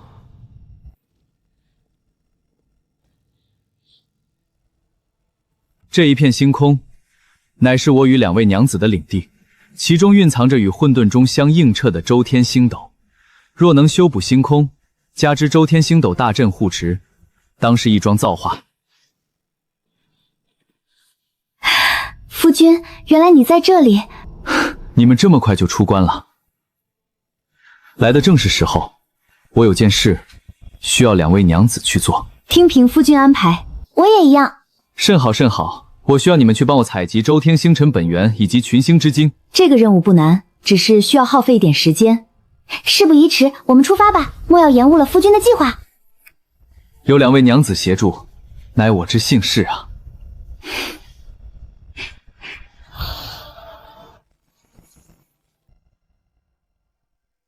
而我也将该着手推演周天星斗大阵了。若是顺利，在星空之中，除非天道圣人亲旨，否则休想伤我分毫。鲲鹏道友加入仙庭，无仙庭何愁不兴？在仙尊的带领下，如今仙庭乃是洪荒第1大势力，兴盛之象，势不可挡啊！这是10万年来，无仙庭已有10尊准圣大能。放眼洪荒，也只有那不出山的巫族才能与无仙庭抗衡1、2。毫无疑问，巫族现在乃是仙庭的头号大敌。鲲鹏担任仙庭帝君，又是北冥之地有名的智者，依你之见，该当如何？九尊自述现世，巫族不断向外扩展，又以万族为食，我想仙尊应该有了决断。知我者道友也。仙庭韬光养晦10万年，吾与西王母皆是准圣圆满。放眼洪荒，说句圣人之下无敌也不为不过。这巫族是时候该灭了。仙尊英明。来人，召集大军，吾将讨伐巫族。吾得圣人之令，天道认可，立下仙庭以来兢兢业业管理洪荒天地众生之秩序。然巫族桀骜不驯，屡屡挑衅仙庭之威。今日朕与西王母、鲲鹏帝君亲率大军征伐巫族。仙庭的好儿郎们，整军备战，随朕出征，讨伐巫族，壮我仙庭！小小东王子也敢如此放肆！本族现在就去要了他的脑袋！你吼什么吼？仙庭大势已成，如今来势汹汹，我们得商议一下对策，不可小觑。我侥幸窥得时间长河，在模糊之中看见，我们还有一尊强大的敌人，那将是我们真正的敌人。谁？我这就去灭了他！用点脑子行吗，老五？听老七怎么说？那人在时间长河中甚是强大，我只是窥得一个背影，便被他发现，只得马上遁走。啊！竟如此强大！那我们应当如何应对？如今东皇宫来犯，我们12族不宜全部出世，需藏一部分起来，应对那尊真正的敌人。先出9人，灭了仙庭再说。就依老七所言。诺。9位子吾随我出征。东文公亲征，这是要跟巫族决战了吗？只出动了9大子巫，看来还不到决战时刻。但是看着子巫们的气息，东文公应该不敌。且看看战况如何。巫族小儿，朕亲临不周山，还不跪迎？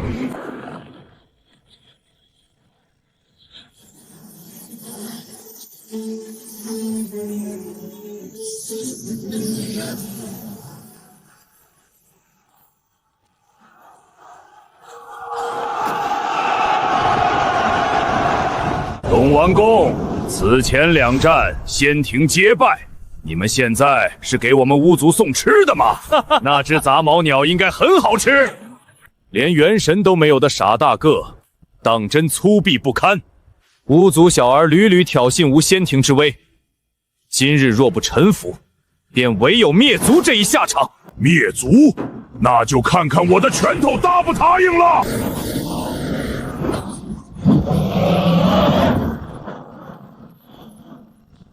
仙庭儿郎，杀！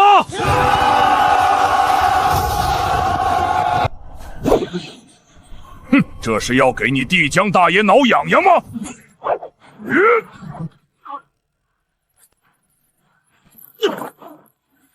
怎会如此？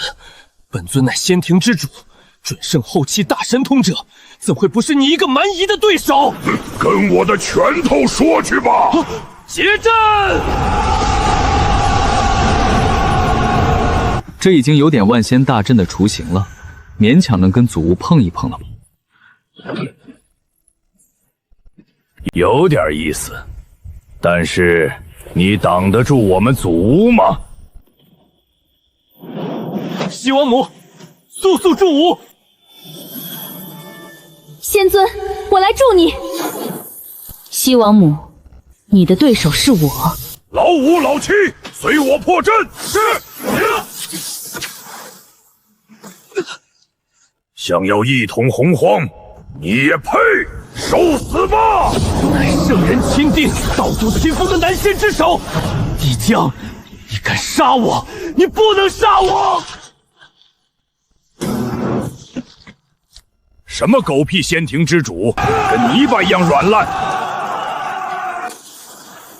连东文公这等准圣都被祖巫轰死了，仙庭覆灭在即，我还是先走为妙。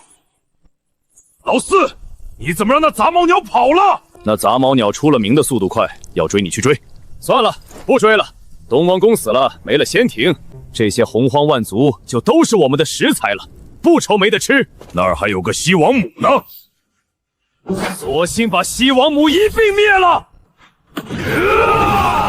我本不过问仙庭之事，眼下东王宫身运道消，仙庭扑灭是迟早的事。只是任由巫族独大，这洪荒万族便只能沦为他们的食食。圣人封我为女仙之首，如今万族危难在即，我断然不能再退了。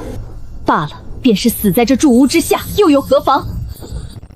尔等想祸乱洪荒，以万族为食，我西王母不会坐视不管。这西王母没有在危难之时独善其身，倒是有几分风骨。不过先田还是太弱了，根本抵挡不住巫族。看来我与朱巫之间注定有一战了。罢了，先留西王母一命，还有用处。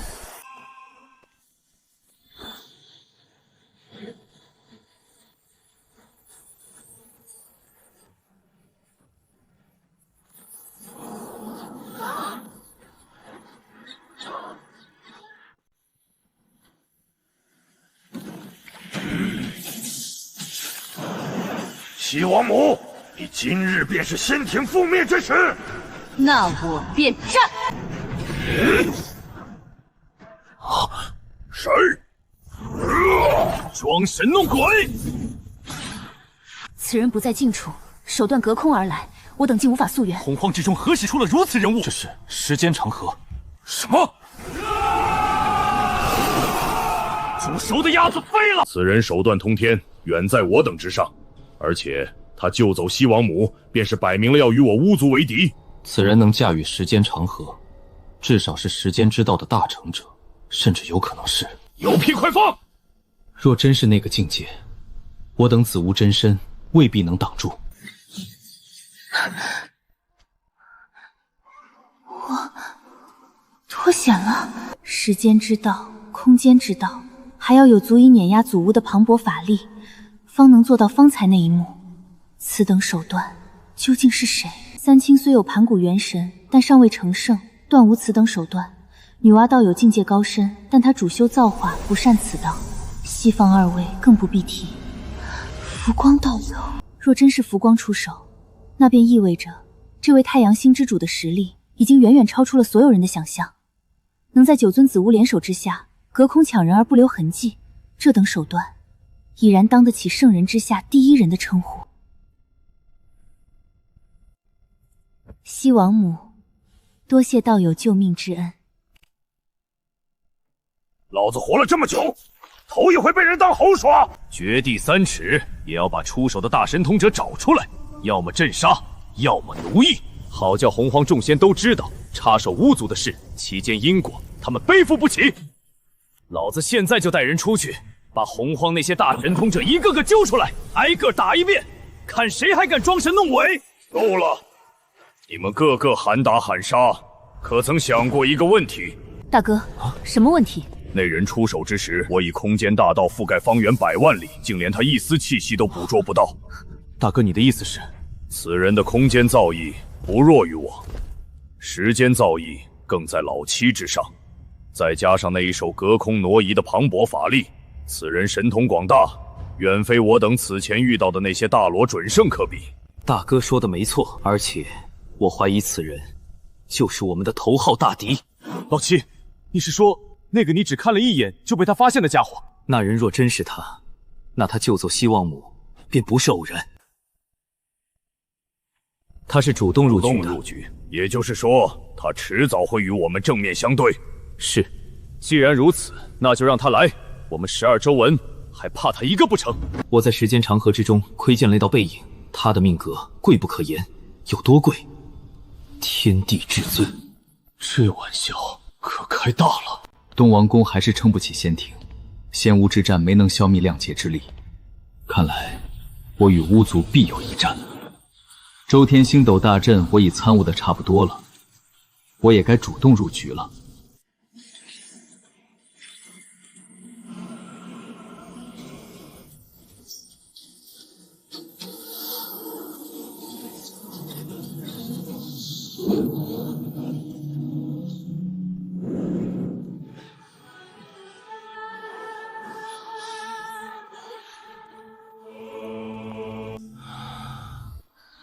夫君，我们终于完成你交给我们的任务了。10个元会跑遍了整个星空，累死我了。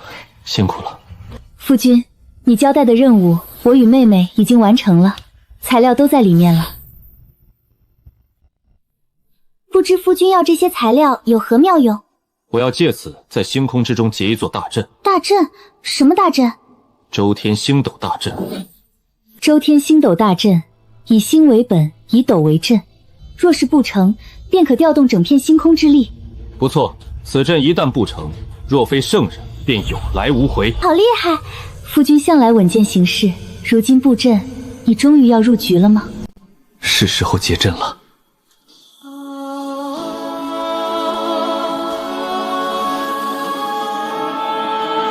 天道在上，吾日神浮光。周天星辰破损，恐难维系，故吾取星辰本源群星之金，炼制星辰珠宝，结周天星斗大阵，炼化混沌之力为洪荒灵气，巩固洪荒星空，造福洪荒天地众生。望天道见之。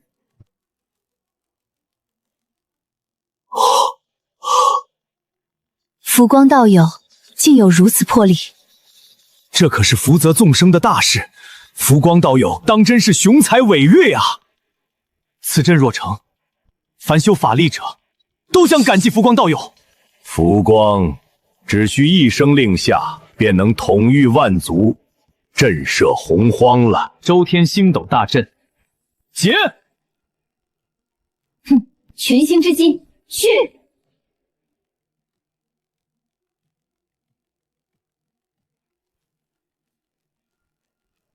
大阵结成，望天道众生见之。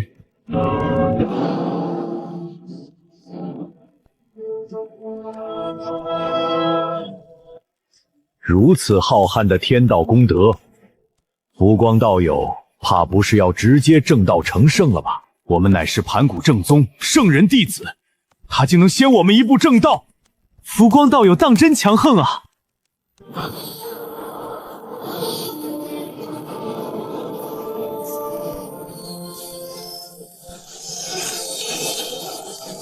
哈哈哈哈，甚好！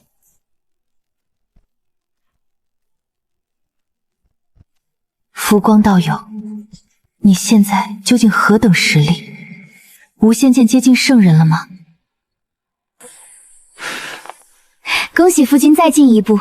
这周天星斗大阵还有诸多玄妙，你们且随我回寝宫，我为你们一一道来。大哥，你说句话呀！天上的动静你们又不是没看见，那个什么周天星斗大阵，摆明了就是冲着我们巫族来的。那浮光道人原本在太阳星上安安稳稳的，从不掺和洪荒之事，怎么东文公一死他就冒出来了？还偏偏是在我们巫族灭了仙庭之后。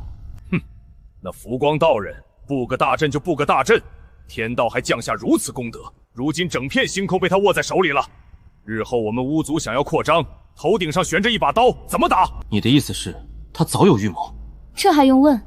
他连天道功德都拿到了，可见这一步棋他早就准备好了，就等着仙庭倒下，他好接盘。我就说这帮大神通者没一个好东西，一个个装的清高，到头来还不是想抢地盘？也不一定。浮光道友布那周天星斗大阵，说是为了炼化混沌之力为洪荒灵气，巩固星空，造福众生。这话听着倒不像是假的。后土妹子，你怎么还替外人说话？我只是就事论事。行了，老七，你觉得呢？那浮光道人是不是你之前在时间长河里看到的那个背影？我不敢确定。老七，你时间长河里的东西你都看不准？那时间长河之中，我只是窥见一个背影，那人周身道运流转，如星海浩瀚。我只看了一眼，便不立刻遁走。那等人物，恐怕连我也没有看全他的真容。那和浮光道人对得上吗？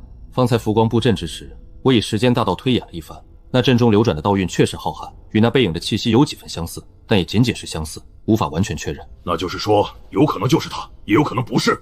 是，管他是不是，宁杀错不放过。糊涂！巫族虽然强横，但也不是傻子。那浮光道人布上周天星斗大阵，天道都降下功德认可，说明他做的事情连天道都认同。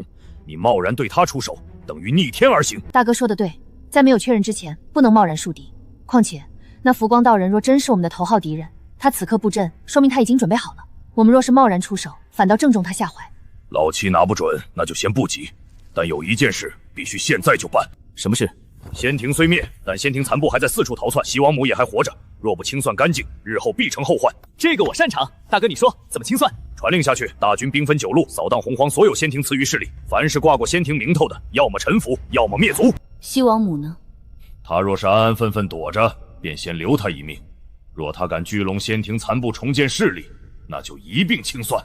大哥，那浮光道人那边，我们该如何应对？周天星斗大阵布在星空之中，他守他的星空，我们打我们的洪荒，暂时井水不犯河水。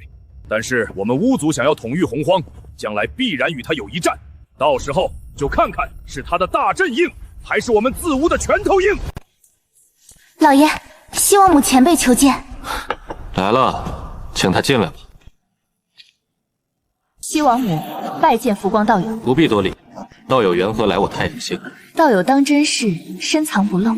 那日不中山前，9尊自巫联手压境，我本已存了死志，却有一道时间长河从天垂落，将我卷走，救出重围。道友以为是我所为？那时间长河之中流转的道运，非圣人不可为。放眼洪荒，能有此手段的，除了道友，我想不出第二个人。既然你知是我所为，今日做客太阳星，想必不仅是道谢这么简单吧？当真是什么都瞒不过浮光道友。东皇宫深蕴，仙庭溃散，如今巫族大军兵分9路，正在扫荡仙庭的残余势力。昔日投靠仙庭的那些修士，有的逃了，有的降了，还有不少人在四处求援。所以，道友想让我如何帮你？我想请道友出手，助我重建仙庭，抵御巫族。道友不愿出手？不是不愿，而是道友这条路走错了。走错了？东王公为何会死？道友可曾细想过？仙庭根基不稳，东王公实力不济，又急于求成。道友只说对了一半，请道友指点迷津。仙庭之力是道祖钦点，天道认可，本应是洪荒正统。但东王公行事霸道，强压众仙，将仙庭经营成一座囚笼，强迫万族入仙庭。而东王公也没有镇压洪荒的能力，所以巫族一来，仙庭人心就散了；东伯公一死，仙庭就塌了。强压众仙，人心离散。依道友看，我该如何做？解散仙庭。解散仙庭？道友此言何意？仙庭已经毁了，沾了太多因果。你若是重建仙庭，那些曾被东王公强压的修士，只会觉得你是第二个东王公，谁会真心追随你？但你若解散仙庭，以女仙之首的身份广开西昆仑，收拢流亡的修士，庇护逃难的万族，不设仙庭之名，只行庇护之实，你觉得万族是会怕你，还是会感激你？道友一席话，如醍醐灌顶。我以女仙之首的身份广开西昆仑，收拢万族，不求统御，只求庇护，这才是真正的立足之道。道友悟性极佳。道友那日施展时间长河的手段，我回去之后反复思量，依旧觉得玄妙无比。道友的时间大道已经真至何等境界了？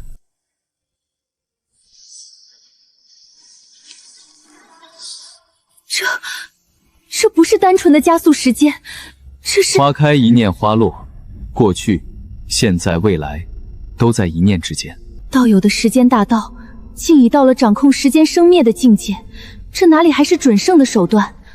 浮光道友，你实话告诉我，你的道法是不是已经不再传准圣的范畴了？道友过誉了，不过是略懂一二，算不得什么。略懂一二，就能在9尊祖巫联手之下隔空抢人。那道友若说精通，怕不是要直接去跟圣人掰手腕了。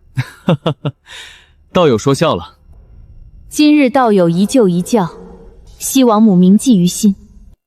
日后道友若有缺欠，尽管吩咐，西王母赴汤蹈火，在所不辞。道友客气了。多谢道友，那我便不叨扰了。回去之后，即刻着手解散仙庭，广开西昆仑之事。善。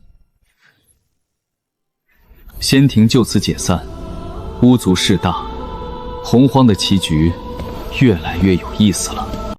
浮光道友，那我便先行离去了。夫君，西王母来求你帮忙，你就让她解散仙庭。那仙庭一解散，巫族不就真的在洪荒一家独大了吗？是啊，夫君，仙庭虽败，但好歹还挡在巫族前面。若是解散了，万族各自为战，岂不是更挡不住巫族的拳头？你们想想，仙庭还在的时候，万族是怎么活的？被东皇宫强压着，过得挺憋屈的。东皇宫在的时候，仙庭强征万族修士，拉去前线跟巫族拼命，可是有几个是心甘情愿去送死的？夫君的意思是，仙庭的存在反而让万族死得更快？巫族以万族为食，仙庭以万族为族，两者都是把万族往绝路上逼，本质上没有区别。东皇宫若真能挡住巫族倒也罢了，可他挡不住。仙庭一败，巫族大军撵过来的时候，那些被强征的万族修士跑都跑不掉，只能跟着仙庭一起陪葬。但仙庭若是解散了呢？万族化整为零，各自寻找庇护之所。巫族就算再强，也不可能一夜之间把整个洪荒的修士全杀光。原来如此，我明白了。所以夫君让西王母解散仙庭，不是让他退缩，是让万族散开活命。正是如此，仙庭这个招牌已经坏了，留在那里只会成为巫族集火的靶子。与其抱团送死，不如化整为零，能活一个是一个。可巫族迟早会统运洪荒大地，到那个时候，他们将目光放在星空之中，我们与巫族之间，是不是迟早要对上？洪荒众生都在争地盘、争功德、争气运，争来争去，其实归根点底都是为了一个生字。巫族要生存，所以要扩张，要以万族为食；我们要生存，所以要布阵，要掌控星空。我们之间没有对错，只有立场不同罢了。不管夫君说什么，反正我相信你，你一定早就有了万全之策。只要夫君安排，我们姐妹一定照做。最让我放心的，就是你们姐妹二人了。夫君尽管放手去做，我与妹妹永远支持你。夫君，似乎有几位贵客要来了。春兰，老爷有何吩咐？你带上其他3人去迎一迎。是，老爷。浮光道友，2位星主，许久未见，风采依旧啊。见过3位道友。白泽拜见浮光前辈。摘取了准圣道果，倒也不差了。本座看你善恶之念头都已经十分跃动，却并未将善批展出，想来应当是欠缺斩批灵宝。不瞒浮光前辈，确实如您所言，晚辈尚未寻到合适的斩尸灵宝，所以纵然摘取准圣道果且感悟已得，却依旧未能斩出善恶两尸。这3件灵宝与你契合，可让你顺利斩尸，收下吧。果然如此，浮光这是要将白泽收入麾下了啊！昔日浮光道友指点白泽等人前去凤栖山，并非拒绝他们追随，而是要暂时前层自己。现在应该是到了显露锋芒之时了。没有想到浮光出手这么大方，一送就是3件极品先天灵宝，他哪来的这么多灵宝？此前布置周天星辰守护阵时，浮光也是挥手之间就撒出满天星一般多的各个品阶的先天灵宝，当真是大手笔啊！白泽谢前辈赏赐，前辈大恩，白泽没齿难忘。小事一桩，有乾坤鼎在，炼制几件极品先天灵宝，不过是片刻功夫罢了。老爷，红云、镇元子2位前辈前来拜访。哈哈哈，你们都是约定好时间的。见过几位道友。道友胆子不小啊，明知有那么多人都在觊觎你的鸿蒙紫气，还敢离开武装观。此事说来话长，此番我正是为了鸿蒙紫气之事而来。既然如此，那我们入内详谈。不知为何，总觉得在这金乌宫中，心神格外宁静，灵台格外清明，就连平日里那些杂乱的因果推演，此刻都变得清晰了许多。莫非，这便是有德修士到场之后，自然而然生出的道运？今天是个不错的日子，诸位道友不约而同前来我这金乌宫做客，实属蓬荜生辉，我心中欢喜得很。然而诸位道友过来有何事，诸位道友还请直说，若是我能够帮得上一二，定然不会推脱。既然道友开门见山，那我也不绕弯子了。实不相瞒，我与舍妹此番来是为避巫族锋芒。凤栖山地处不周山附近，如今巫族大军正在扫荡洪荒各处，以巫族的性子，迟早会找上门。我虽然有几分薄薄的本事，面对9尊紫巫联手，也是螳臂当车。舍妹虽有大造化在身，但如今尚未成圣，同样不能轻易与巫族正面交锋。伏羲前辈所言极是，除了被前辈周天星斗大阵笼罩的星空，恐怕再没有几处安稳之地了。所以，我与舍妹想另寻一处安稳道场，不求多大，只求能暂时避开巫族锋芒。不知道有可有什么好去处？此事不难，此乃北斗七星附近的一颗辅星，名为瑶光辅星，地势清幽，且在我的周天星斗大阵覆盖之下。巫族若想动那里，首先要问过的大阵答不答应。多谢道友指点，有此星域为道场，我便可以安心闭关，参悟大道了。多谢浮光前辈，些许小事不值一提。两位呢？我此番前来，是因为在武庄关闭关参悟成圣之机，已经至心烦意乱、难以入定的境地。来道友这里，是想要求一个解脱。解脱？道友有所不知，自得到鸿蒙紫气以来，我便尽心竭力闭关炼化参悟。可漫长的岁月过去了，非但未能炼化一丝一毫，参悟也是毫无头绪。我已想通了，昔年紫霄宫中，我把蒲德让给接引道人，正是因为这样，就与圣人果位无缘。就算得了这鸿蒙紫气，既炼化不了，又参悟不透，让我道果停日不前。再这么下去，别说成圣了，我怕是连准圣境界都要倒退。若真的是我与那圣人果位无缘，那么这一道成圣之机留在我手中，也不过是徒增烦恼，自惹因果罢了。不如将它赠予真正需要它的人。红云道友这是要放弃鸿蒙紫气了？红云竟然将这成圣之转赠浮光道友。浮光得到这一道鸿蒙紫气后，再加上他此前获得的海量天道功德，说不定今日浮光就要立地成圣了。若真如此，洪荒的天就要再度变一变了。拒绝了。浮光道友，你多谢道友你的好意了。只不过君子不夺人所好，所以还请将这一道鸿蒙紫气收回去。你我既是至交好友，我怎会要了你的成圣之机？道友若是有了这鸿蒙紫气，只怕再过几个元会便可成圣。你真的不要吗？没有鸿蒙紫气，我照样可以正道。浮光道友如此自信，可是想要正道，怎会如此简单？老师说我有大造化在身，却始终不得其门路。三清乃盘古元神所化，如今亦是未能成圣。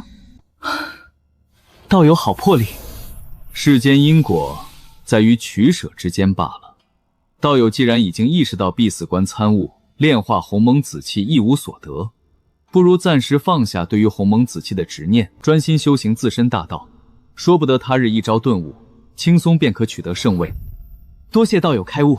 若是道友实在不想要这鸿蒙紫气，不如在一个合适的场合取出这一道鸿蒙紫玉，让这一道成圣之机重新自行择主即可。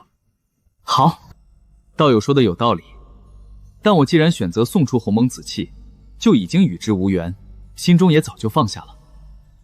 真有合适的时机，我便让这鸿蒙紫气自寻他主好了。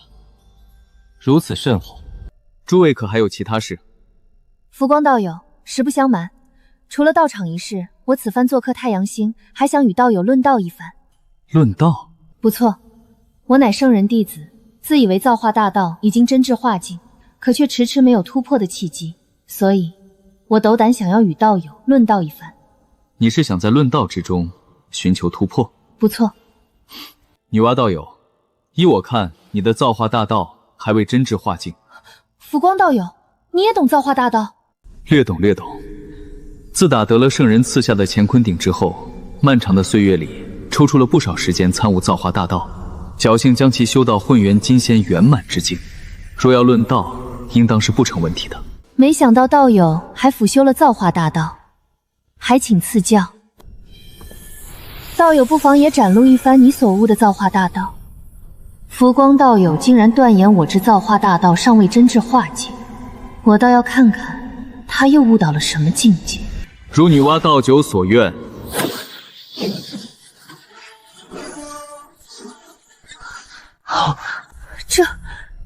这就是浮光道友的造化大道，竟然已经到如此地步，我的道运愿象全被压了下去，他怎么这么强？普天之下，竟然还有人能在造化大道的造诣上压小妹一头，当真是不可思议啊！浮光道友只是辅修造化大道，竟有如此恐怖的造诣，难怪他有自信说无需鸿蒙紫气也能正道。夫君这是快要接近圣人了，夫君好厉害！女娲道友，此番造化大道如何？浮光道友在造化大道上的造诣，我自愧不如，女娲心悦诚服。道友诚心论道，我自当全力施为，让道友见笑了。见笑的是我，今日见浮光道友道法，当知天外有天，我不该骄傲自满，还请道友助我修行。知耻而后勇，乃大善也。恭喜道友寻回初心，今后道途必定一帆风顺。我且祝你悟道。多谢道友。恰逢诸位在此，便是缘分。我也正好辅修了与诸位相关的一些大道，今日便一起论道。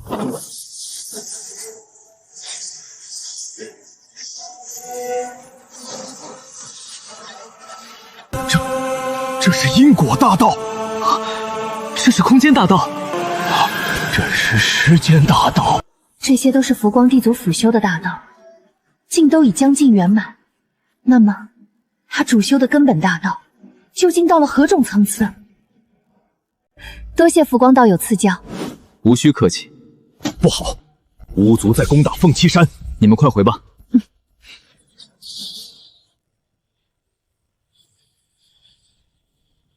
这凤栖山里面还有这么多的野味儿，儿郎们就在这凤栖山狩猎。这凤栖山是伏羲女娲兄妹的道场，当真要与他们为敌？哼！伏羲女娲不过尔尔，若敢与我们为敌，族会让他们知道厉害。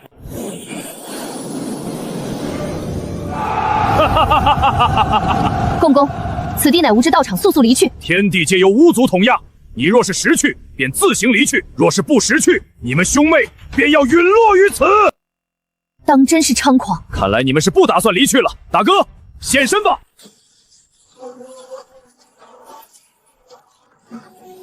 九尊子巫，小妹，我们恐怕不敌。我乃圣人弟子，打不过浮光道友能接受，但若是连这些野蛮的子巫都能随意拿捏我修行这无尽续年岂不是白费了？处处退避，我还有成圣的机会吗？小妹，那便打，正好看看你们这些大神通者是否真的名副其实。造化神通，万物生灭。好个女娲，倒是我小瞧你了。我乃圣人弟子，岂是你一个蛮夷能够轻视的？大哥，一起上！圣人弟子果然名不虚传，但也仅此而已。兄弟姐妹们，联手擒下他！小妹，我来助你。兄长，小心！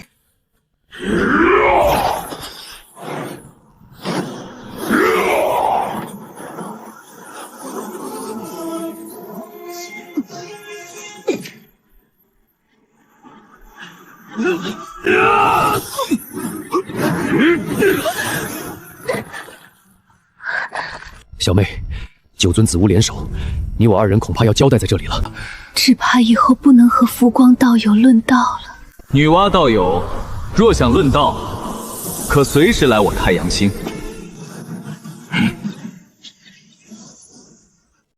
让道友见笑了。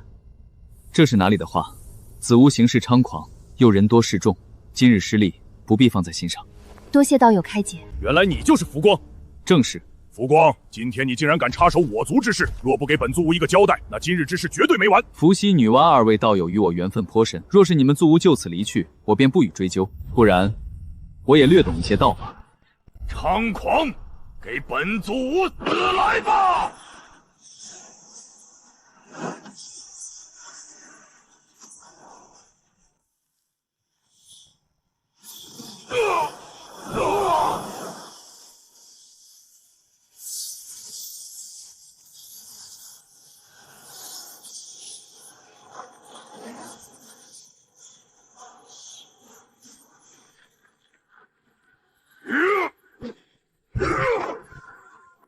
一人独占9大子巫，竟还能从容不迫。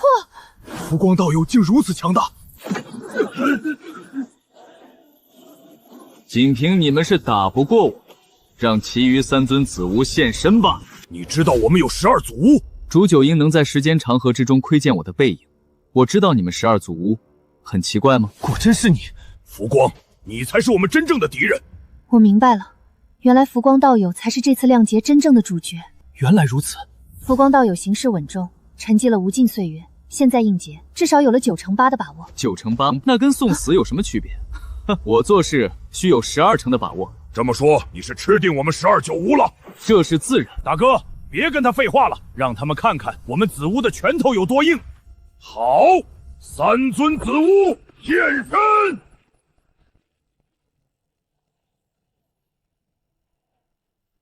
浮光，我最后问你一次，你当真要与我巫族为敌？帝江道友，我只是护我的道友罢了。护你的道友，分明就是与我们为敌。你们不杀到凤栖山来，不就没有这档子事了？大哥，别跟他废话了，我就不信咱们还打不过他一个。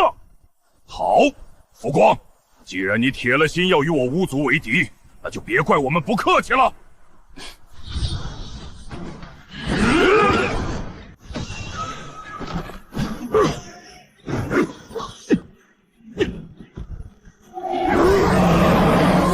到此为止。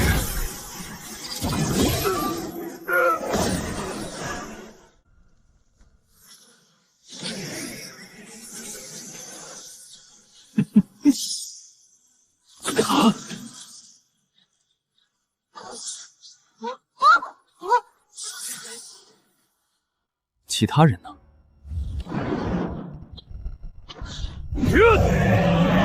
在大日金乌面前玩火吗？那也太看不起我这位太阳神了吧？怎么可能？不自量力！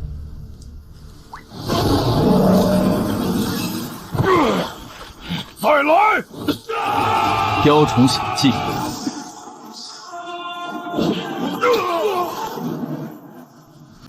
怎么还没停？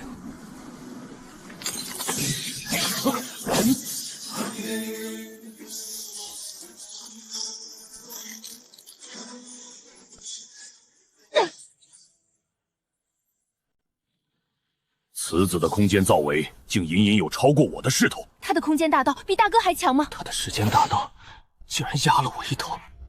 老子不信你真这么强，看你能撑到几时？12子乌联手，确实威势骇人。不过今日目的已经达到，该收场了。给我死来！老四，你打到不周山了！我不是故意的，我打的是浮光。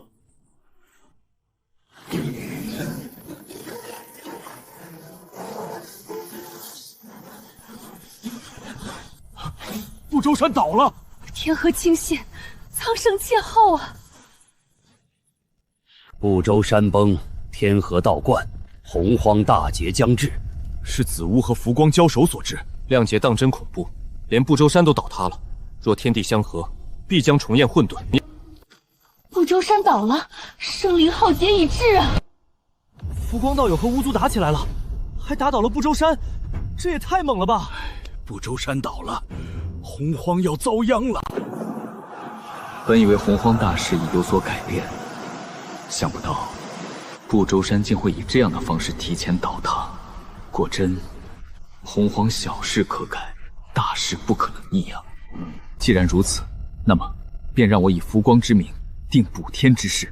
女娲道友，你修造大道，我命你炼制五彩石以补天炼。补天之事事关洪荒苍生，我责无旁贷。浮光道友放心，我便是耗尽所有法量，也定将五彩石炼成。那便拜托道友。夫君，你没事吧？我没事，不过现在有件重要的事情要交给你们去做。夫君尽管吩咐。天裂倾泻，需要撑天之物方可稳固四极。传闻北海之中有一尊玄龟，其足可撑天地。你们姐妹二人速去北海，斩杀玄龟，取之四足，带回洪荒。杀北海玄龟？那玄龟听说大如星辰，凶悍无比。夫君放心，我与妹妹即刻前往。妹妹，走。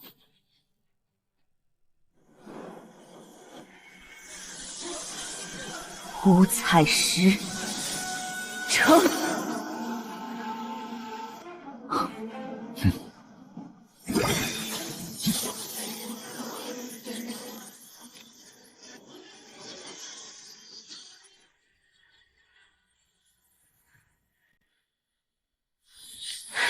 夫君，玄龟四足取回来了。夫君，接下来如何处置？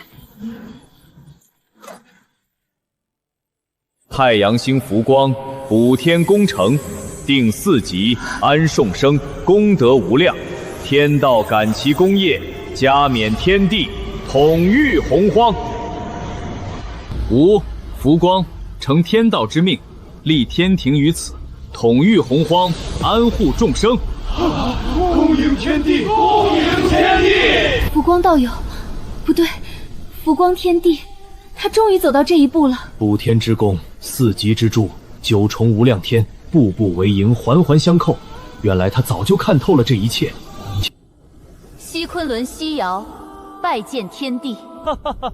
浮光道友不对，浮光天帝，好气魄！补天定势，此乃天命所归，吾等亦当敬之。他比东王物强太多了。浮光道友终于成了天帝，我就说他是个做大事的人。我也正有此感。浮光天帝，他这一手直接把天给补了，天庭立了。此后洪荒正统便在他那里，吾等巫族反而成了乱世之人。大哥，我们现在怎么办？我们走。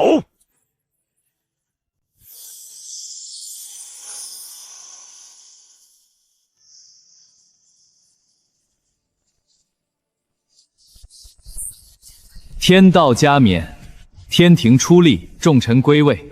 羲和、长羲随吾修行最久，情谊最深。今日帝当先定命名分。羲和，你我结为道侣在先，正天婚于后，又助我收集星辰本源，群星之金，功不可没。今册封羲和为庭帝后，统御后宫，与我共治天地。羲和领旨，多谢天帝。长羲活泼灵动，赤诚天真，与羲和共振太阴，又亲赴北海玄龟4族，立下大功。今册封长羲为天庭帝妃。长羲领旨，多谢夫君，不对，多谢天帝。女娲道友，你奉吾之命炼制五彩石，补全苍天裂恨，此乃无量功德。今册封女娲为娲皇，位在众仙之上，仅次于天地。女娲领旨，多谢天帝抬举，补天之功亦有天地调度之力，不敢独居其功。伏羲道友，先天异术玄妙无双，今册封你为羲皇，共掌天地阴阳推演之事。伏羲领旨。白泽，你聪明睿智，洞察万灵，又早早来投，忠心可嘉。今册白泽为天庭之相，总司天庭内外事务，统筹调度，辅佐朝政。白泽领旨。天帝，轮到我们了。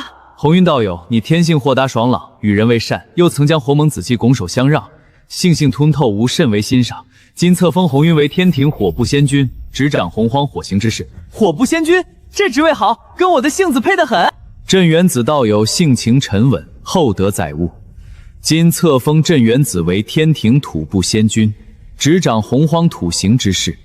镇元子领旨。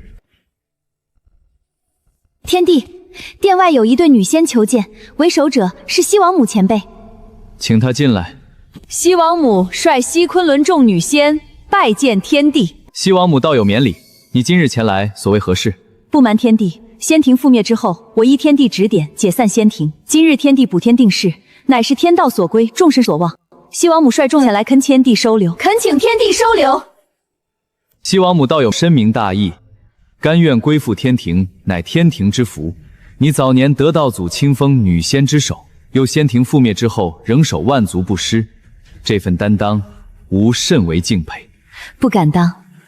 天庭出力，万象更新，诸位仙君各司其职，当齐心协力，护佑洪荒苍生。朕在此敬诸位一杯。敬天帝！陛下，如今天庭出力，气运鼎盛，但若要长久安，光靠眼下这些旧时，怕是不够的。娘子说的有理，天庭需要广纳人才，布局一阁，但凡有德有才之士，皆可入天庭为官。陛下圣明。那我和姐姐回头就去帮你物色几个能干的大罗金仙来，保管把天庭打理得妥妥当当的。陛下，天庭事务繁多，光是我们姐妹2人伺候陛下，怕是有些力不从心了。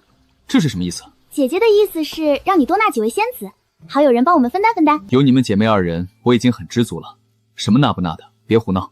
陛下，我与妹妹说这话并非玩笑。你想想，如今您贵为天帝，统御洪荒，后庭若只有我姐妹2人，群臣看着也不像话。况且我与妹妹观察已久，有一人早对陛下情意深重，只是碍于身份，一直不曾开口罢了。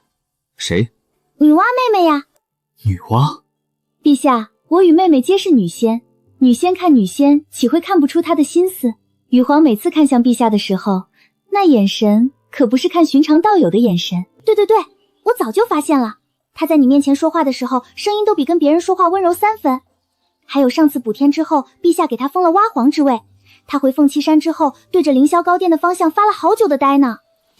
竟有此事！陛下若是不便开口，便由我姐妹2人去说。我们与女娲妹妹也是多年的交情了，这事儿由我们出面，最是合适不过。既然你们姐妹都这般说了，那便由你们去吧。陛下答应了。太好了，陛下，你在这里等一下就好了。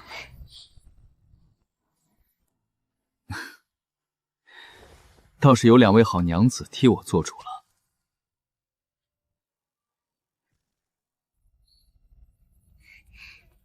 女娲，见过天帝。吾皇不必多礼。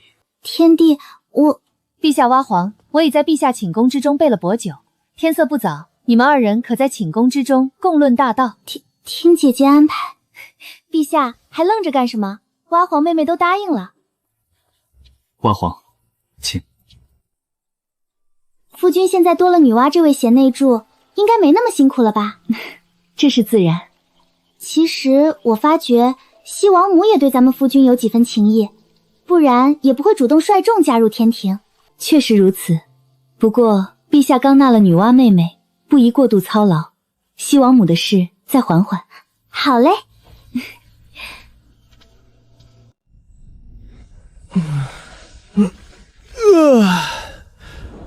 娲皇，你怎醒得如此之早？夫君醒了，我睡不着，便起来看会儿道经。怎么，可是有心事？与君相处甚是欢愉，不知觉间便过去了1个元会，我却始终没有突破的契机，故而心中惦念。你是说成圣的契机？正是。老师曾说我有大造化在身，可我参悟了无尽岁月，始终无法窥现其中门径。原来你在纠结此事。你可知道，成圣之道讲究的是机缘，时机未到，便是闭关万年1年，也未必能寻到那一丝灵光。夫君，你也知晓我的造化所在，于时间长河之上，窥得其中1、2，还请夫君指点迷津。你我已是道侣，何须如此多礼？如今时机已到，透露几分天机也无妨。你之造化不在今之众生，而在于一个全新的种族。什么样的全新种族？乾坤鼎、9天锡场、先天葫芦藤、3光神水，这些皆是你的机缘所在。我已提前为你备好，你先收下吧。夫君竟提前为我谋划，多谢夫君。何须言谢？你是我天庭娲皇，又是我道侣，你的机缘便是我的机缘。夫君，你方才说的全新的种族究竟是什么？天地之间有妖有巫，有仙有灵，却唯独缺了一种生灵。他们身具先天道体，与天地大道最为契合，能修行，能传承文明。他们将自称为人。人？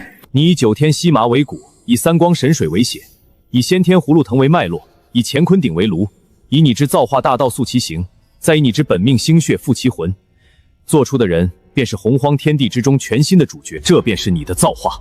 以9天锡莽塑形，以3光神水润身，以先天葫芦藤固其经络，以乾坤鼎炼其根骨。我之造化大道，至此便可大成。夫君，你这一番指点，胜过我自己闭门参悟万年。那就放手去做吧。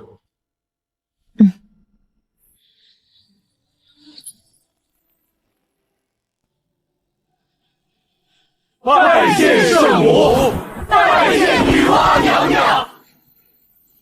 天道在上，吾女娲得道侣浮光天地相助，以9天锡麻为骨，3光神水为血，先天葫芦藤为脉，乾坤鼎为炉，造人族于此。吾女娲今日成圣。女娲造人成圣，3清2善也要坐不住了。女娲师妹先一步成圣了，她比我们后拜入老师门下，却先一步成圣。我等盘古争庄，岂能落于人后？我有预感，我的机缘也到了。三弟说的不错，女娲造人，立人族于天地之间，得无量功德。我们3清乃是盘古元神所化，与这人族亦有深厚的渊源。今日便是我等成圣的契机。大哥说的对，天道在上，吾太清老子有感天地众生蒙昧，今立明教，教化人族，传道授业，望天道见之。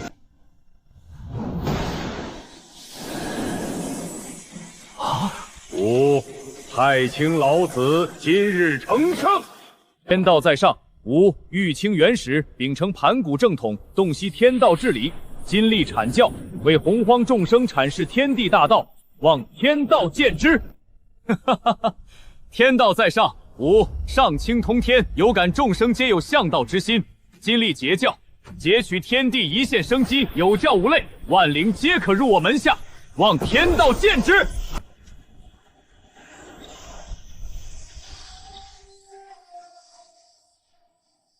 师兄，女娲成圣了，三清也成圣了，就我们师兄弟二人，至今还卡在准圣圆满，没有动静。再这么下去，西方再无崛起的机会了。女娲造人，三清立教，都是行大功德之事而成圣，我们便立西方教。但是立一教不足以让我们二人都成圣啊。那就立下大宏愿，向天道借贷功德，待来日西方教兴盛，西方众生得度之后，再以源源不断的气运功德偿还。师兄高明，那我们现在就发宏愿。天道在上，吾解隐与师弟准习，今日立西方教，发480大宏愿，愿度化西方众生，愿佛法普照洪荒。吾接引今日成圣，吾准提今日成圣。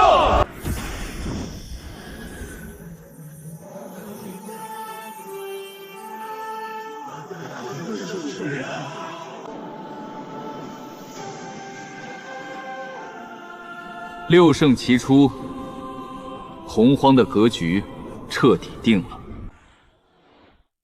恭喜蛙皇造人成圣，都是夫君的功劳。如今三清二世几位同门也立教成圣了，不知夫君有何打算？打算，自然是先给他们规矩了。夫君，你方才说要给三清二世立规矩，他们如今可都是圣人了。你虽是洪荒天帝，补天功则加深，鸿蒙天地免镇压气运，可毕竟不是圣人，如何能给他们立规矩？你可知三清二世立教成圣，教化的对象是谁？是人族。不错，三清二世立教，教化人族，传道授业。表面上看是造福人族，实际上是窃取了人族气运。你造了人族，他们却来摘果子，若不加以约束，他们只会更加猖狂。那夫君打算怎么做？他们可都是圣人，万劫不灭。我虽与他们同列圣人，却也没有把握能压制5尊圣人。怎么做？自然是让他们来凌霄宝殿当面谈。吾福光以洪荒至高天地之名，宣三清二世进献。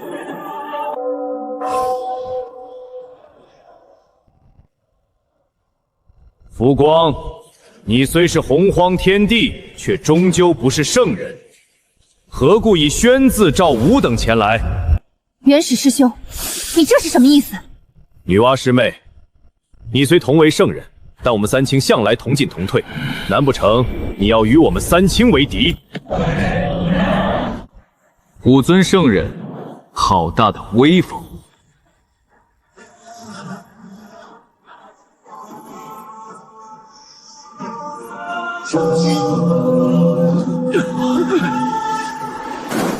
这是何等力量！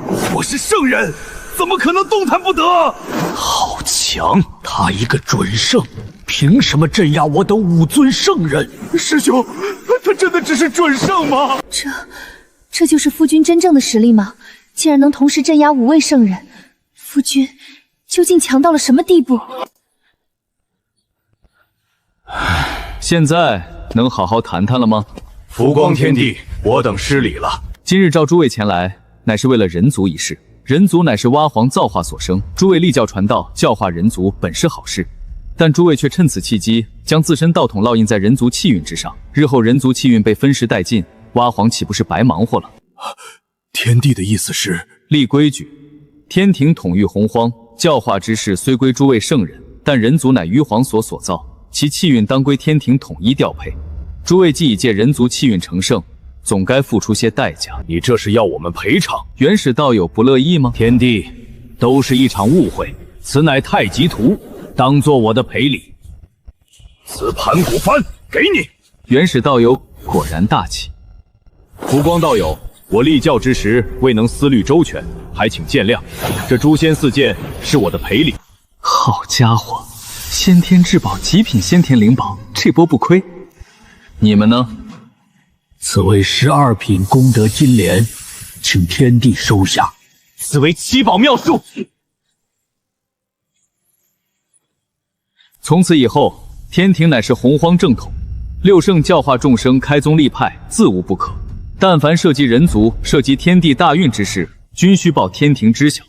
诸位道友，以为如何？可。天帝说的在理，善哉。既如此，诸位道友请回吧。日后若有闲暇，可来凌霄宝殿论道。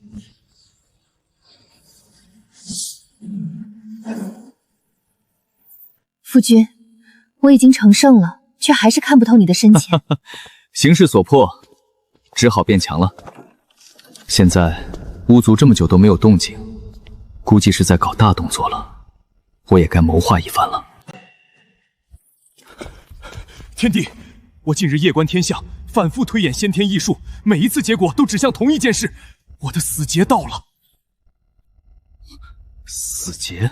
我以先天八卦推演了360次，每次的结果都指向不久之后的某一战。天帝，我有预感，巫族要准备动手了。陛下，天庭之外有巫族来人求见，说是奉子巫之命前来。请他进来。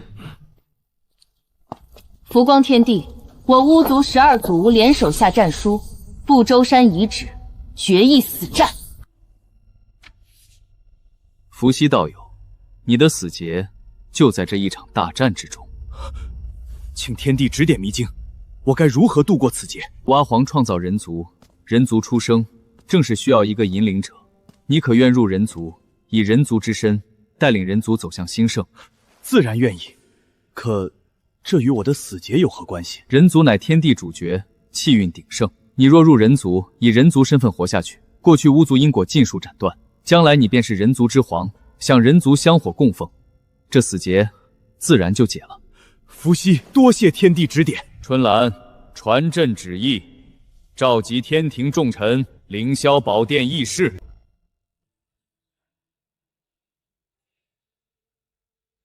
众卿平身。巫族下战土，10日之后，不中山遗址决战。这一战关系到天庭能否真正统御洪荒，也关系到天地人3界秩序能否确立。朕任命伏羲为天庭大军主帅，统领天庭所有兵马，迎战巫族。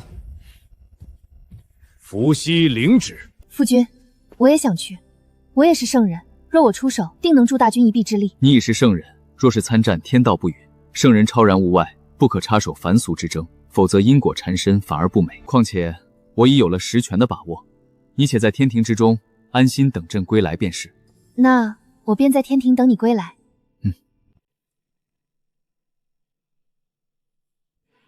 浮光，今日一战，天地可见，胜者为王，败者为寇。帝香，今日一战之后，巫族臣服于天庭。大言不惭，兄弟姐妹们，结阵！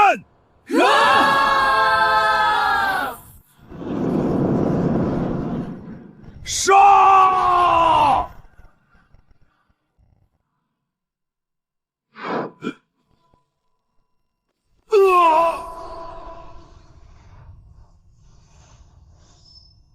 伏羲真灵已收，轮回之后便是人族之皇。天地法相现。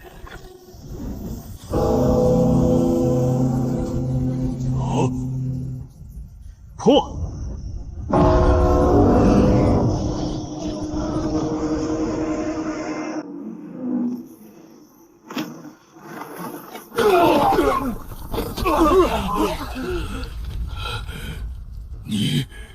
你怎会如此强大？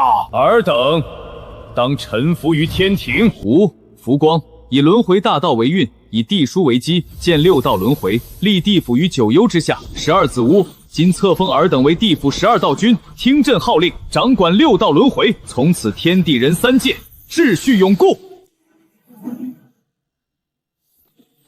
吾以时间、空间、因果、命运、轮回造化、阴阳五行等3000大道，正道混元大罗精研。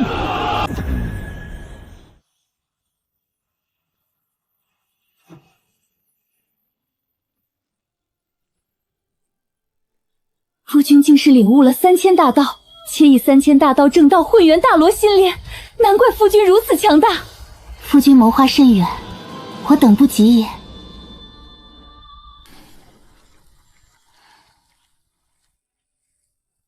夫君，来，这日子真舒坦。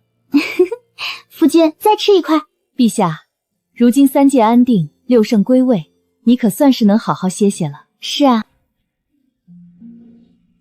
岁月悠悠，当逍遥自在啊。